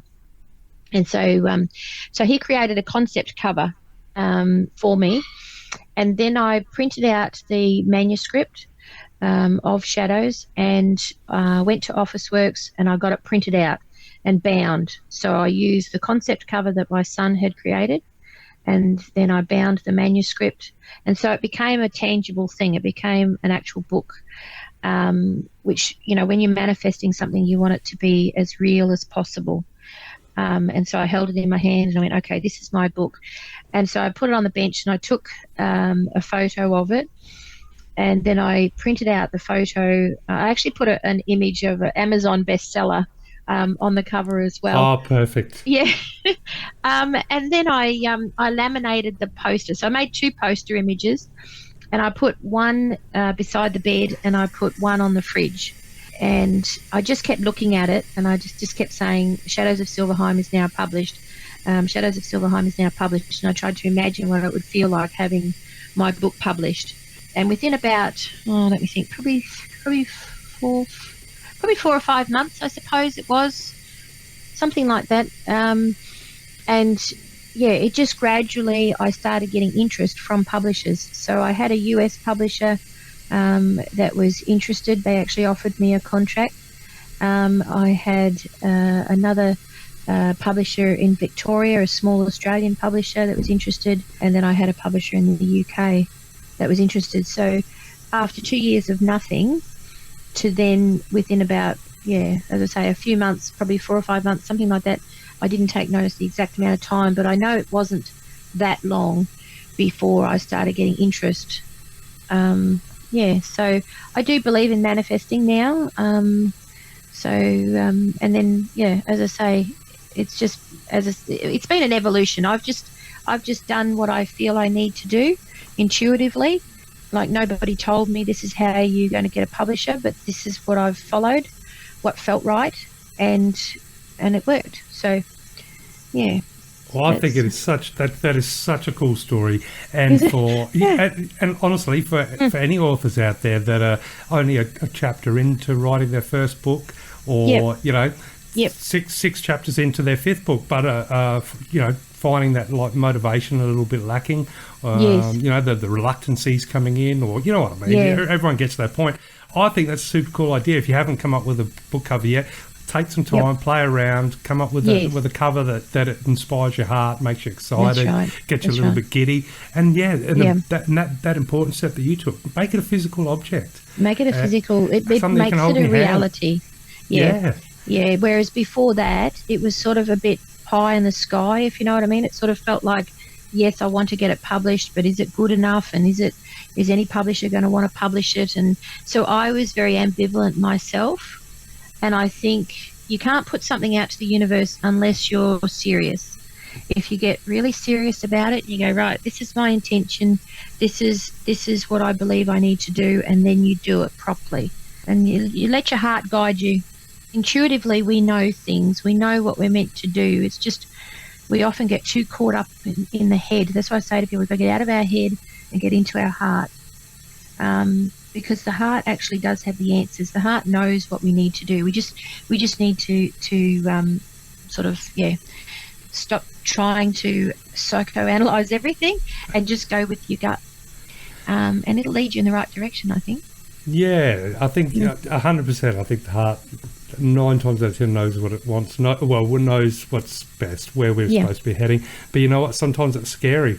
Sometimes you need a little bit of courage, and and the brain gets in the way and says, no, but the heart's going, yes, you can. I know it's scary, but this is the direction you want to take. And but if you think, that battle for us all. That's right. But if you think to yourself, this is going to go where it needs to go. I just need to help it move it along, but not control it. There's a difference. No, that's right. There's no stopping the train, so might as well enjoy the ride. And enjoy the ride, absolutely. Yeah, if you have to shift from one carriage to the next, that's right. You never know what kind of carriage it's going to be. That's right. And you can't manifest something if you're in a negative headspace. If you're full of self-doubt and you're full of fear, you won't be able to manifest it. You won't be able to manifest the book getting published. You have to actually be feeling good. You have to be in a healthy heart space to be able to manifest it. Yeah, look, I don't know a lot about, the concept of manifesting, but I do know that the couple of times where, I've been so passionate about something and desired. I wouldn't say, well, of course you want desire, but you know what I mean? It just becomes, you just live it, you breathe it, it takes up all my thoughts in between. It just becomes a part of me. And when something happens in relation to that, something that I guess on a subconscious level I have, manifested or attempted to manifest, the feeling you have that you imagined you were going to have at the very beginning is always completely different, because you've reached a point where the thing that you wanted is no longer important, because you've already got a completely different relationship. You may have integrated it in your life in an entirely different way. So you get to that checkpoint, and what you thought was going to be the checkpoint to end all checkpoints isn't that at all. But that, I think, is sometimes the reward, in the sense of because you don't need a checkpoint, because it's going to be a part of your life for the rest of your life. I don't know if that makes a lot of sense, but do you know how we try and manifest, or the idea of, when we want checkpoints, we want rewards, we want that goal. We set ourselves a goal, but sometimes the goal is an illusion, and discovering, being so happy to discover it's an illusion, I think is the goal, ironically. So you're quite right. The more you try to force it and push it and make it the way you want it to be, the less likely it's going to happen. Whereas if you keep yourself open and say, okay, it'll happen the way that it's meant to, that doesn't mean that you don't try. You absolutely do, but you do it in a way that you're remaining open to whatever comes your way, instead of thinking you're in control and you must make it happen. Like I say, the journey, it's enjoying the journey, and it's scary. The unknown is scary for sure, but if you say to yourself, but it's also exciting, that not knowing and keeping yourself open means you'll end up in all sorts of places you never even thought possible. Absolutely. I mean, I sure as hell never thought 13 years ago that I could write a mythic fantasy novel, and certainly not one that I've written. So you can amaze yourself. You can actually amaze yourself at what you can do if you just go, okay, well, I'm just going to try. You go in scared. And I think that is the key. For me, that is, you've raised a really good point there, and that is amaze yourself. And I think too often we don't take a moment to be amazed at ourselves, at the situations we, even if it's for a brief moment that we are in. I mean, if I were to be completely honest, I can take a moment right now, and, you discussing there your journey and how you never know where it takes you, but it could take you to amazing places. And likewise with my journey. And yet here we are, we've never met each other before. Yes. And here I am talking into a microphone and doing recording and, and talking about these fantastic things. And I am amazed. I'm amazed every time. Yes. Because I know that sometime quite a while back, there was this figment of an idea and, something that would, bring writing and reading and books and bring it to a bigger level in my life and, all those things, but then it's just, rather than just dream about it, it's just head down and bum up. That's right. And it's become such a monumental amount of work, but also, so many things happening. You're just enjoying the journey. And it does take a moment every now and then, like right now I can say, what, here we are, Dr. Gordillo and myself, we're chatting, and that's an amazing point in time that I couldn't have predicted, going back, back in time. And of course it's nervous, of course it's scary. I've never spoken with you before. You've never spoken with me before. And here we are chatting and putting it out there for the world to hear. So, so it is scary, but it definitely comes with some amazing rewards. Yes, exactly. I couldn't agree more. Like this very interview that I've had the pleasure of being a part of. Yes. Well, that's good. I'm glad you've enjoyed it. I've enjoyed it too. Well, I hope the listeners do too.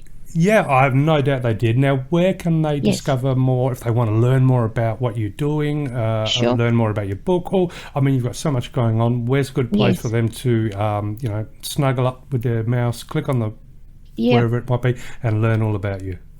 I sort of keep people up to date on Facebook. I'm probably a little old-fashioned. I don't tend to do Instagram as much as a lot of people, but I do Instagram occasionally, but more Facebook. So my doctor, I've got a page. It's Dr. Toula dash a clinical and Jungian psychologist. So that's my professional page, and I keep people up to date on what I'm doing on that professional page. And I also have newsletters and things like that people can subscribe to on that page. So that would be a good one for people to see. I also have my website if people are interested in learning more about my actual sort of therapeutic approach. I'm going to be putting training courses, I think, on there. That seems to be the way that my path is unfolding, so that's where I'm going. Mm-hmm. So that's www.drtoulagordillo.com. So that's TOULAGORDILLO.com. So that's the main ones. And then Amazon has got the book, the Shadows of Sylvaheim novel. And then I've also got the audio book, which should be on Audible within the next month, and Google Play and a few other downloadable platforms. So I guess that's sort of how they can keep in touch with me mostly. Excellent. Well, there's a lot of places, and I have no doubt a lot of people are going to be very interested in your work and more interested than ever in your book. It is a fascinating concept. Obviously, it is already super popular. And like you said, it's not just a great story, but there's so much to unravel there. So, talk about, a treasure chest, by opening the front page. So, and that is, of course, Shadows of Sylvaheim. Yep. And now that's paperback and digital and audiobook, isn't it? All three formats? Yes, all three. Yeah, yes, fantastic. it is. Yep. Excellent. It's a bit of an honour to talk to someone who is so knowledgeable with Jung. He was a bit of a huge rabbit hole for me for many years. But I remember when I was 17, I had a beautiful hard copy, old edition of Archetypes of the Collective Unconscious. And I'd have to read... I'd read a page and then I'd go back and read one or two paragraphs 3 or 4 times, and then it would leave me a little bit bomb shocked. So that I'd put it down, and and then I'd have to sort of hit the neighbourhood streets and dodge all the hooligans and just let that process. And there was the day I came back and my big, beautiful Alsatian was slobbering at the door waiting for me and strewn all up the stairs in torn pieces. Yes, so that was the last actual physical copy of a Jung book I've owned. So you wouldn't have known at 17. You wouldn't have known really what you had in your hands. No. But even then, I loved it. But now I cry when I think about it. Yeah. See, that was my idea of Shadows, was just to introduce young people to Jung, and they may do nothing with it for 20 years like I did, for more than 20 years actually. Jung just sat in the background, but because I was introduced to him as a young person, then as an older person I went back and revisited, and then I understood. So it sounds like that might be your journey too. Yeah, I'll definitely be diving back in, and I think it can be for people, they think Jungian, it's just another person's perspective, or it's just another person's theoretical approach to life. But to me, and maybe for you a little bit, it's less that and more a case of here's an individual, a human being who has taken the journey, has travelled the world, has tapped into something that we can all tap into, and he's ready to take your hand. And so, hey, look, this isn't me. This is, I just know the way, and then if we just go down here, have a look in there, and there's a whole galaxy under your feet. But speaking of that, this is the question I want to ask before we go, because it's 2023. no doubt the hot topic at the moment is AI. I know I've played around a lot with it, and you're diving down the rabbit hole with that. I was recently listening to one of Jordan Peterson's interview. I can't remember the gentleman he was talking with, but they were talking about how the capability right now today, you could take all of, for example, Jung's literature, input it into a particular chat bot, and then have it become an AI assistant that can talk to you as if it were Jung, with the complete knowledge of not only all his works, but could then also in an instant reference, read and absorb all the other works, so that you could ask for brand new reflections and insights. Would you do that if you could have Jung as your AI assistant? Would you do that and let him guide your way through the future, or do you think that's taken a bit too far?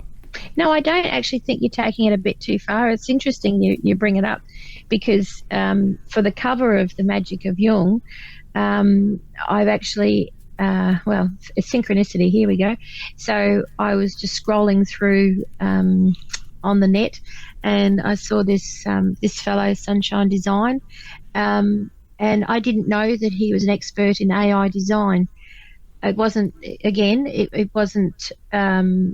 sort of actively sought out, but I just went, he feels right. He feels like the right person to design my book cover. You get certain feelings, right? So anyway, I contacted him.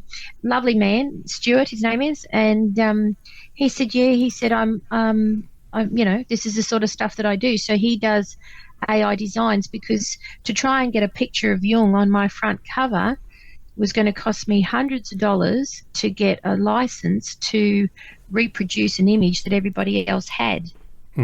And I kind of went, no, I don't want an image that everybody else had. This is like Jung. A lot of people think Jung is old-fashioned. His understanding is old-fashioned, but he was way ahead of his time. His understanding of quantum physics and synchronicity and stuff like that. So, this is all what we're understanding today is stuff that he was talking about in the 1950s, and, amazing. And so Stuart actually created me some digital AI designs of Jung, and when I saw the designs, it was like bringing Jung to life. It was like, I don't know, it's like looking at a man that's not just a black and white photograph from the 50s, but actually in colour with a modern background and an actual modern day individual. And it just made him appear real. So AI design, I think, it is the way of the future, there's no doubt. And there's certainly no copyright issues if somebody's concerned about that as an author, about reproducing an image that somebody else has already got. But if you do an AI design, it's like bringing that person and that person's knowledge to life.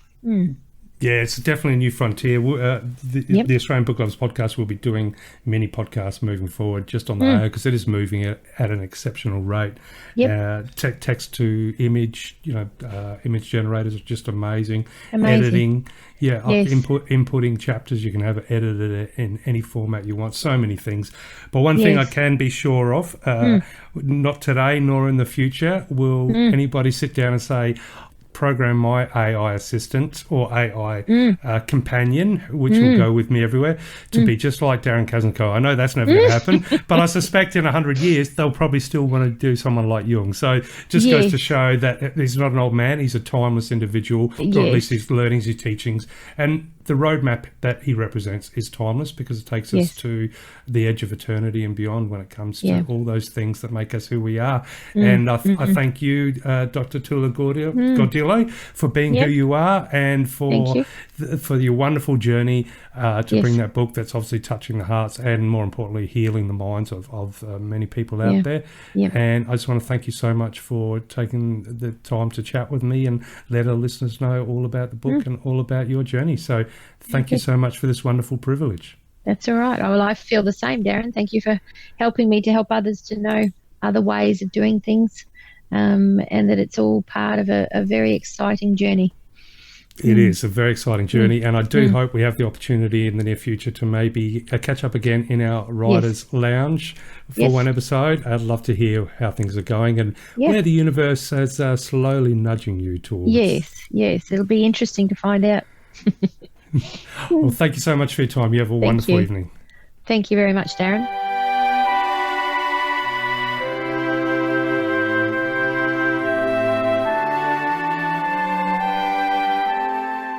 So thank you, Dr. Toula Gordillo, for having a fabulous chat with Darren.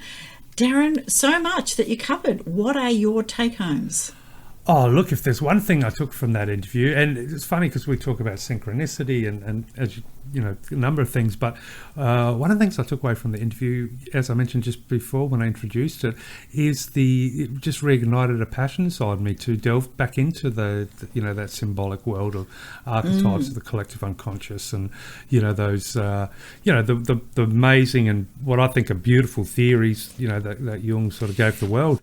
And it has led me on a little journey myself to rediscover shadow work and just dive into it. I think it's a beautiful, it's a beautiful rabbit hole to go down, because I think it helps, any writer formulating their stories, because at some point, all of our stories that we as authors, or all of the stories that we as readers love to dive into and be enveloped in, at some point, theoretically can be traced back to elements within the archetypes of potentially the collective unconscious. But Dr. Gordillo does a lot of shadow work. So for the listeners out there, I thought I'd give a real quick rundown of what shadow work is, because I think it's fascinating, and I suspect a lot of listeners will as well. Obviously, Dr. Gordillo ran through quite a little bit in the interview, but I thought I'd break down some really simple stuff. So what is shadow work? So shadow work is basically working with your unconscious mind to uncover the parts of yourself that you repress and hide from yourself.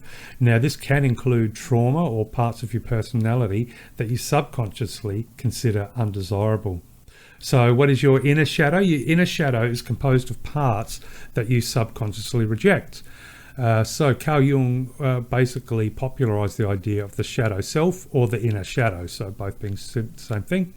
He defined the collective unconscious with 8 different Jungian archetypes. So they are the self, which is the center of the personality or psyche, so your conscious awareness.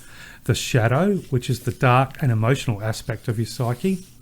The anima, which is an image of an idealized woman that draws people into their feminine side. Animus, a part of you that has the capacity for reflection and self-knowledge. Persona, the mask that you wear to show the world while you protect your inner self. I think we all have a bit of that. Hero, the good part of a story, a part of your psyche that can overcome evil and destruction. Wise old man, a personification of the self that contains your wisdom. Trickster, a childish part of your psyche that needs gratification. So Jung defined the shadow archetype as the dark and emotional side of your personality or psyche. So very quickly, the effects of ignoring your shadow. So basically your shadow will find ways to make you aware that it exists if you try to ignore it. So this can lead to issues such as self-loathing or poor self-esteem, self-deceit and deceiving others, anxiety and depression, offensive behaviour towards others, struggling to have healthy relationships with others, self-sabotage, self-absorption, and an inflated ego. So when you reject your shadow, you may also start projecting onto others, which I find really fascinating. Projection happens when you see things in others that you subconsciously recognise within yourself. Those parts can make you uncomfortable, and as a result, you can seek to judge or punish others who reflect those traits. So, yeah, a bit of a rabbit hole there. And finally, the big rabbit hole. Yeah, big Darren. Rabbit. And the some quick benefits of shadow work. You gain more confidence and self-esteem. You can improve your creativity. You can build better relationship with others. You can practice self-acceptance. You discover your hidden talents. You improve your overall wellness. You increase your compassion towards others, and you can have a better sense of clarity. So there's a very quick little, 2-minute introduction to shadow work. And hopefully gives you an idea of how important it can be as a tool as a writer and as a human being who wants to understand learn more about themselves, or perhaps work with elements within themselves to become a better person, to have a better awareness of reality, to have a better acceptance of who we are, all the good bits and bad bits. And that's what I wanted to highlight that, because I think it's such an important part of storytelling overall. Because I think, I'll pose the question to you, but I almost feel as though whenever we read any books, at some point we are searching for I guess ways to touch base with a lot of these archetypes, and also touch base with our shadow work. I mean, we love reading crime because we sometimes maybe we just want to know what it's like to dance on the dark side, and maybe oh no, is that why I've started to read more thrillers, because I want to stab and kill people? No, I'd have to say no, Darren. No, but then maybe, your shadow, maybe you've got a subconscious or unconscious desire to perhaps understand... To stab people to death and chop them up into little pieces? Yeah, probably not. No, but to understand more about the darker elements of your being. Not the murder part, but the fact that there can be darker sides to us. Because we explore that in our literature, don't we?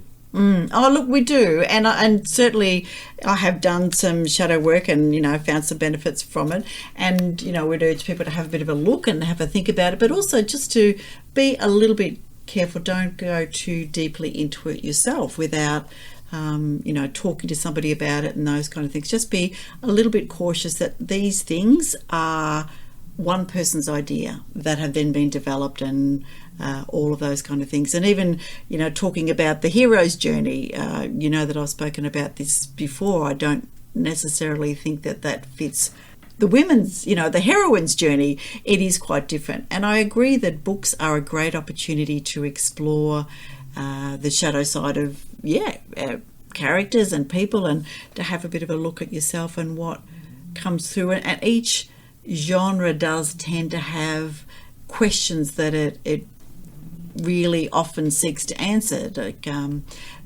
science fiction often is trying to answer what does it mean to be human, and sort of the big philosophical questions. So there's great opportunities there. But I would just say to people, have a look and learn some things, and just keep your mind open to the possibilities of what those things could be, because a lot of those explorations into those deeper emotional and spiritual areas, just go cautiously, but with an open mind and heart. Well, and I think the go cautiously, I think that's very good advice, but I think it also highlights that it can be very powerful too, in the sense that, I think, I'm not recommending people to go out and do, dive into the world of shadow work and become, fill your life and fill your every waking moment with it. But I think the general broad brushstrokes of what Jung was thinking of, the archetypes, and how there's that possibility of certain themes that come out in human expression or in our dreams, certain elements that go beyond language and go beyond culture and societies that seem to pop up within all the societies, certain things that we try to come to grips with and try to explore, different themes as a human being. So I like that idea. I like the idea of a river of common themes that bind us all together rather than separate us. Yeah, as the species for sure, rather than as individual races and those kind of things. Now, of course, archetypes are very helpful for stories, but I would also say to people, lots of people think about the hero's journey and Campbell's Hero of 1,000 Faces and all that kind of thing, but don't forget to look at the heroine's journey, because women don't need to make the journey, is what Campbell said about the whole hero's journey. So that made me a little bit like, really? Remembering that he looked at a whole lot of myths which were mostly about men. So keep your minds open and have a look at heroinesjourney.com. Look at Maureen Murdoch's stuff, where she spoke to so many people. She was a psychologist, a spiritual journey of women, and she worked with women in therapy. So there's lots of different models and frameworks that you can help your writing. And for readers, when things come up, when you read a book and things come up like that, let yourself have some time to sit and think and wonder why that is. So books like Toula's that kind of cross that barrier between non-fiction and fiction, and if you think about the blurb where she's got the 14 and 16-year-old catapulted into a new world, battling an ogre, riddle talking tree, falling in love with a sea nymph and visiting fairyland, you think, oh, this is a good fantasy. But yeah, great exploration of more than just what it looks like, what it seems like. Multi-levels. Well, when you mentioned about the hero's journey, but I think, that is a good example for me anyway, and of course this is just my personal opinion, of how there's something that comes up through all of our cultures and then takes form within the cultural boundaries. So for example, choice of language, choice of words, choice of story, but there's that sort of blueprint that comes up through us all. And to think that it's a male or female dominated, that's just one person's description of that formless thing. Because I mean, for me, a hero's journey is a human being rising above adversity, or because you can be a hero doing something so minor in your own life, just depending on the circumstances. It's just a matter of choosing to do something to better yourself in the face of elements that are potentially going to try you to stop being doing something better for yourself or better for the people around you, whether it be your immediate family, your neighbourhood, your society, your country, the planet, all those things. So I think heroes for everybody. Look, it can be, but I'm going to just say that it's worth considering that it's not necessarily for everybody. So just reading a little bit more about Murdoch's model. So when I was doing some fairly deep and thinking shadow work and considering a lot of the return from grief that I was doing, I spent about 20 years looking into all the different sides of myself. And it wasn't until I started to look at the heroine's journey where the stages are slightly different. So the things that Campbell identified, I just couldn't resonate with. You can absolutely see them in so many people's journey, and yes, they are absolutely gender neutral, I guess, in many ways, but they didn't for me necessarily identify my own psycho-spiritual journey, I guess is the thing. And whereas the descriptions that Murdoch uses, which is the heroine separating from the feminine, identification with the masculine, gathering of allies, the road, trials of meeting ogres and dragons, experiencing the boon of success, awakening to feelings of spiritual aridity and death, initiation and descent to the goddess, urgently yearning to connect with the feminine, healing the mother-daughter split, and the heroine healing the wounded masculine within, and then the heroine integrating the masculine and feminine. So again, that could be a journey also gender neutral, but is a different view from what maybe the archetypes or maybe what Campbell is saying. So there are a lot of things out there that we can look at and bring up and put in our books and our lives. 100%. I mean, at the end of the day, we write our own story, and whether that's on paper or the decisions and experiences we choose to have as human beings. And I think a hero's journey, for example, is if you've had a particular and a lot of these suggestions come from people that live neck deep in academia, and so often don't even step outside of a library or a desk. But you just mentioned yourself, your journey was completely different, and that's because it was your journey, and that's the wonder of it. But then that gives you the opportunity to add your experiences and to place your direction, add to the map, add to the treasure map for other people to perhaps learn from your journey, so that they maybe therefore carve their own journey out as well. Absolutely. The power Darren, of story. The power of story. I think it's time for a quote. I think so too, yes. Well, I think last time I cheated a little bit and had a couple, so I'm assuming... You did? I forgot about that. No, I've only got one. Oh. Damn it. All right, I'm going to save my multiple quotes for the next time. But perhaps I will begin. So this is a quote from Albert Camus, who was a French Algerian philosopher, author, dramatist and journalist, and he was the recipient of the 1957 Nobel Prize in Literature at the age of 44. There you go. He's the youngest recipient in history, and his works include The Stranger, The Plague, The Myth of Sisyphus, The Fall, and The Rebel. So his quote, "There is no sun without the shadow, and it is essential to know the night." Oh, there we go. That definitely. I thought that was perfect. Pretty much telling us we've got to know the shadow of our soul. Yep. So I quite like that. So thank you, Albert Camus. Yeah.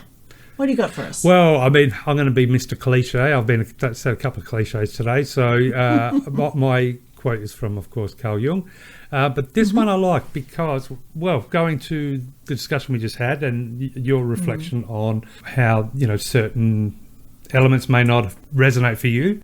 But then I think this quote brings it all together nicely for everyone. The quote is, "Do not compare, do not measure. No other way is like yours. All other ways deceive and tempt you. You must fulfill the way that is in you." And there, I think, is the beautiful part. Yes. To look at other things and obviously be inspired, but not to compare or don't measure. And I love it. Yeah. No other way is like yours. And Write your own story, people. Yes, and people be thankful you don't have to spend a minute in my head. So thankful your way is yours, because mine's a little bit upside down and crazy on the best of days. So after all that philosophical debate, which is always a good thing, it's not like Jung ever gets everyone to stand in a room and agree, that's for sure. I think it's time for a drink. Shall we jump into the Writer's Lounge and pour a nice, whatever it might be, and sit back and relax. Beautiful. All right, let's go. Let's go in there.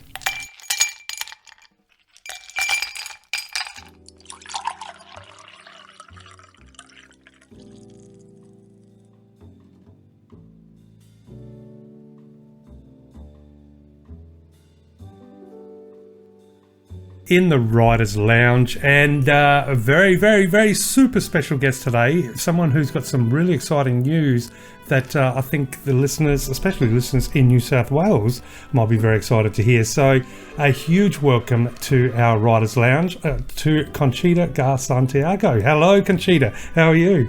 Hello, Darren. Hello, Veronica. Hello. Very happy to be here again with you. It has been a little while since we had a lovely episode chatting to you all about Far From Home and the women's book as well. But I believe that you're in the Bidjigal country, part of the Darra clan. That sounds about right. Yeah. Lovely. Yeah. Okay, and of course I'm down here in freezing Wurundjeri country. Darren? Still haven't moved, still in Ghana country.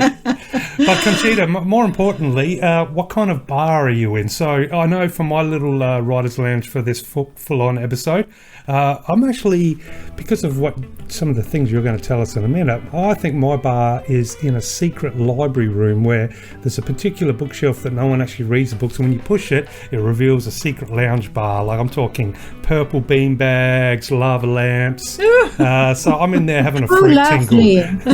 Whereabouts is yours, Conchita? Well, I am in a bar that looks like the 1920s. Ooh. And there are a few pictures of Toulouse-Lautrec. Ah, I love those things, yes. Is that like the Cotton Club era kind of time with the bootlegging and the leg kicking? Yes. And a lot of ladies dancing the can-can. Yes. Dressed in red, black and white. Oh, to have a time machine. And the bar is very long, and all the tables are in dark brown, thick timber. Nice polished veneer that I'm going to spill drinks on if they would have let me into such an establishment. What about you, Veronica? Well, I've been formatting my husband's family history book today, reading all about the clan Strachan and their war cry and where they were over there in Forfarshire and Aberdeenshire and all those kind of things. So I'm going to pick a wee bar, perhaps on the shores of a really cold little valley. And I think I'm going to be having a stiff whiskey because I'm sure that it will be freezing outside. Why do I have this sudden image of a bar with sheep walking past and just sticking their nose at the window going, Oh, yes, indeed it is. Yes. So that's where I'm going for a heart warmer. Excellent. Well, speaking of heartwarming, Conchita, it is an absolute honour to have you back on the show, and I'm really looking forward to hearing. I believe you've got a really cool event coming up. Yes, that's right. Excellent. Well, tell us all about it. Well, we are a writers group called Sydney Authors Inc. And we are very excited to announce a series of talks on various writing topics. Each talk will be a personal journey where we'll share our own experiences in writing, editing, printing, and publishing. Oh, wow. We'll cover every aspect of the writing business in these talks. And sounds fantastic. Yeah, how did this all come about? We were thinking about promoting our books at the same time as giving some social events, and it came to our mind that maybe it could be good because there is always a lot of people around there asking us about writing and saying, oh, yes, I would like to start to write, but I don't know how to start. I don't know how to do it. So we thought, what if we give talks? And obviously no one of us is a professional, but we all have our own experience, and we have gone through a lot to get our books out there. So why not to share with all these people who want to start to write? It's a great idea and very generous of you. Conchita, tell us who is in the Sydney Authors Inc. Who's in the group? Is a lady I believe you know, Maria P. Frino. Oh, yes, we know Maria very well. Yes, very supportive author, yeah. Yeah, she has written a few books. One of them is The Decision They Make. Yes. It's a lovely book. It's historic fictional, and I read it and I was delighted with it.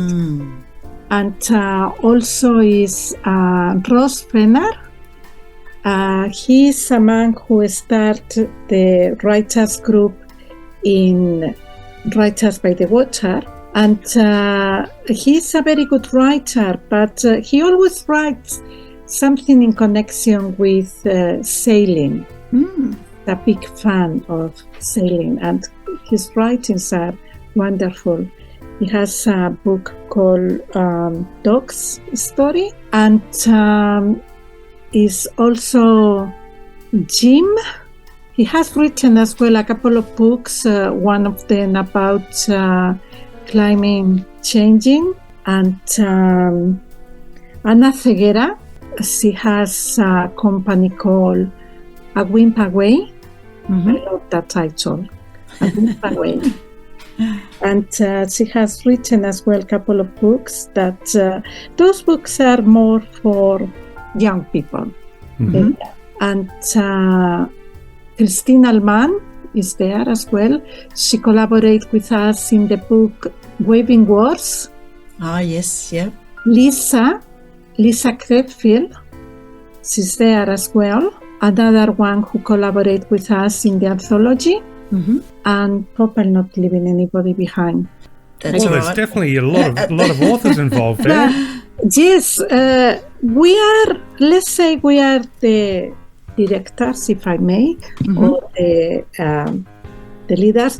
But then, obviously, if anybody comes to us and says, "Hey, I would like to go to the talks as well and tell my story," blah blah blah, he or she is very welcome. Beautiful. And when do these talks? What's the actual official date for the first one? And is it going to be something that happens monthly, or is it one location? Is it going to be in multiple locations? Well, the location will always be at a community hall that is called Little Big House. Little Big House. Little Big House, and it's located at 16 Flower Mill Way in Summerhill. And when is the first event? The first event will be on the 10th of September at 10 a.m. Maria and me will be there, and we'll be talking. Well, I'll start talking about my experience and how it came to me to start to write. And then Maria will be talking a little bit about self-publishing. And the event is free. You can get tickets through Humanix. Do you know the yes, Humanix? Yeah. It'll be there from the 2nd of August. And we recommend people to register because it's a limited number of spaces. But you must be excited, maybe even a little bit nervous for such a big event. Yes, we are. We are very excited, and we are putting there a lot of enthusiasm and a lot of hope. And as we said, this will be the first one, and then the next one will be in October. And next year, we hope that we'll be able to do it once a month. Beautiful. Always in the same place. Well, which is good too sometimes, because then you can get a little bit, comfortable and make it your own special little theatre. Yes, that's right. Yes. But I love the idea of people in the community having that opportunity to come and have a listen to you talk and listen to a whole bunch of different authors talk as well, and also cover a number of aspects of the writing. So from writing all the way through editing, publishing. Not only that, to be able to hear, for example, your story, how your journey towards the writing and what it's meant for you and what it's meant for Maria and what it's meant for the other authors. So huge congratulations, and I wish Sydney was just around the corner. Well, you are very welcome to come. Well, you never know. Now, Conchita, what are you writing at the moment before we let you go? I am collecting all the short stories that I wrote. I mean, all during my learning, always had to write a short story to practice or to share with somebody else or whatever. So I said, okay, well, I have here 38 short stories. Wow, that's amazing. A bit of a collection there. Yes. I do have a lot of imagination. No doubt. So ideas come to my mind and I put them in paper, and then with the help of the writers groups and at the beginning as well with the classes, I polished them a little bit, and I said, why not? I'm going to put them all together, and I'm going to do a solo anthology. The contribution in another two, I said this one will be just me. Very good. And have you got a working title for the anthology? Yes. Ooh, and are you allowed to give us a little hint on air? Cry, laugh, feel. Ooh, I like that. Cry, laugh, feel. Yes, I was thinking, what could I name it? Because obviously it's different genres. Some are humorous, some others are sad stories, and some others are a little bit of sci-fi. So what title can you put in there that is going to cover all of them? Yeah. So I said, well, if you read this, sometimes you will cry, sometimes you will laugh, and I think all through all of them you will be feeling something. So there really is a title. Yeah, really I lovely. love feel. Well, I think the only thing missing there, you might have to throw in a little horror short story, and then it can be cry, laugh, feel, ... and scream. No, don't believe in Conchita. No, stick with that original title. I think I have a horror story. Well, good luck to the Sydney Authors Inc. And just tell us the date again and where people can go. Yes, the day is Sunday the 10th of September at 10 a.m. And the place is Little Big House, located at 16 Flour Mill Way in Summerhill. Very good. And keep your eye out. You can register at on Humanix. Humanix, yep. Lovely. And we'll put a link in the show notes to make sure that people know. And I'm sure that we'll see it on social media with so many good authors being involved. Thank you. Yes, we hope that. Yeah. All right. Well, good luck. I hope you sell out. And again, thank you for dropping into the bar. Have you finished your drink there? No, I still have a little bit. Ah, okay. Oh, the ice are melt. I cannot make it click. Ah, there you go. I'm a drink 4 and this beanbag has got me trapped. Conchita, thank you so much for popping into the Writers' Lounge. And it does go without saying for yourself, for Maria, for all the fantastic authors that are coming together for this project that's going to do a lot for the community and a lot for writers all around. Huge good luck. And not that you're going to need any luck, because I have no doubt it's fantastic. But most of all, I hope you have an amazing time. And let's see if we can't get you and a couple of authors back on to tell us all about it once you've done a couple. Thank you very much. Yes, I would love to be with you once again. Any excuse to hit the bar, Conchita, you and I are there. Thanks very much, Conchita. You take care. You. Lovely talking to you too. Bye for now. Bye.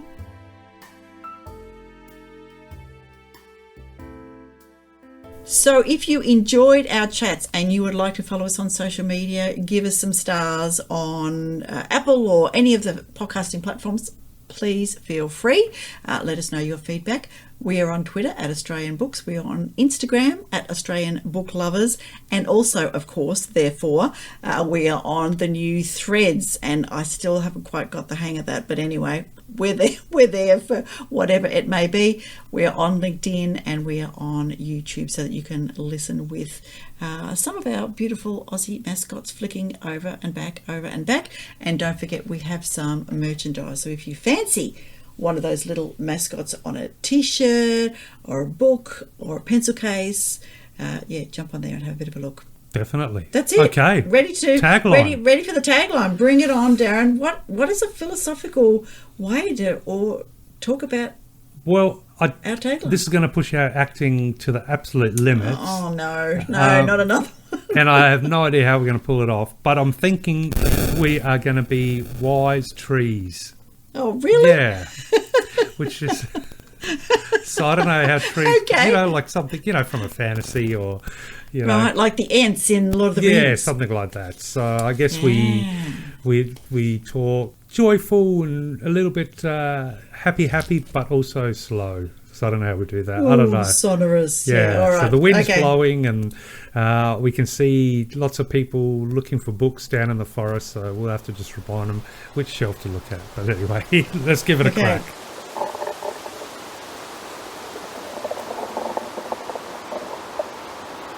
Oh, Darren, look at all those little weavings below us on the grass. I think they need some old wisdom. Indeed they do. We need to tell them to remember to Read more Aussie books. And tell that person to stop climbing up that branch. That's a little bit sore today. Oh, don't be breaking my twigs.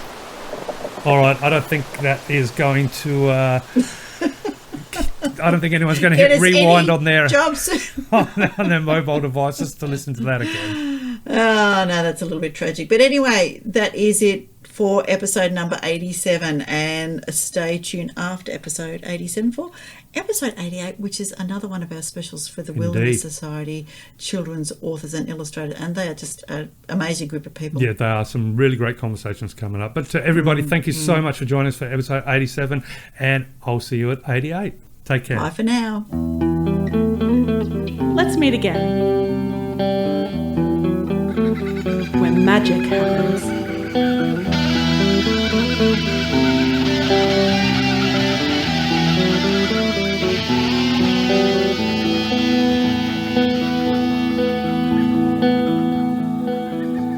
Australian Australian Book Lovers acknowledges First Nations peoples and recognises their continuous connection to country, community and to culture. We pay our respects to elders past, present and emerging, and honour the sharing of traditional stories passed down through generations. We're committed to a safe and inclusive welcome for authors and readers of all cultures and backgrounds, including people of LGBTQIA+ communities and their families.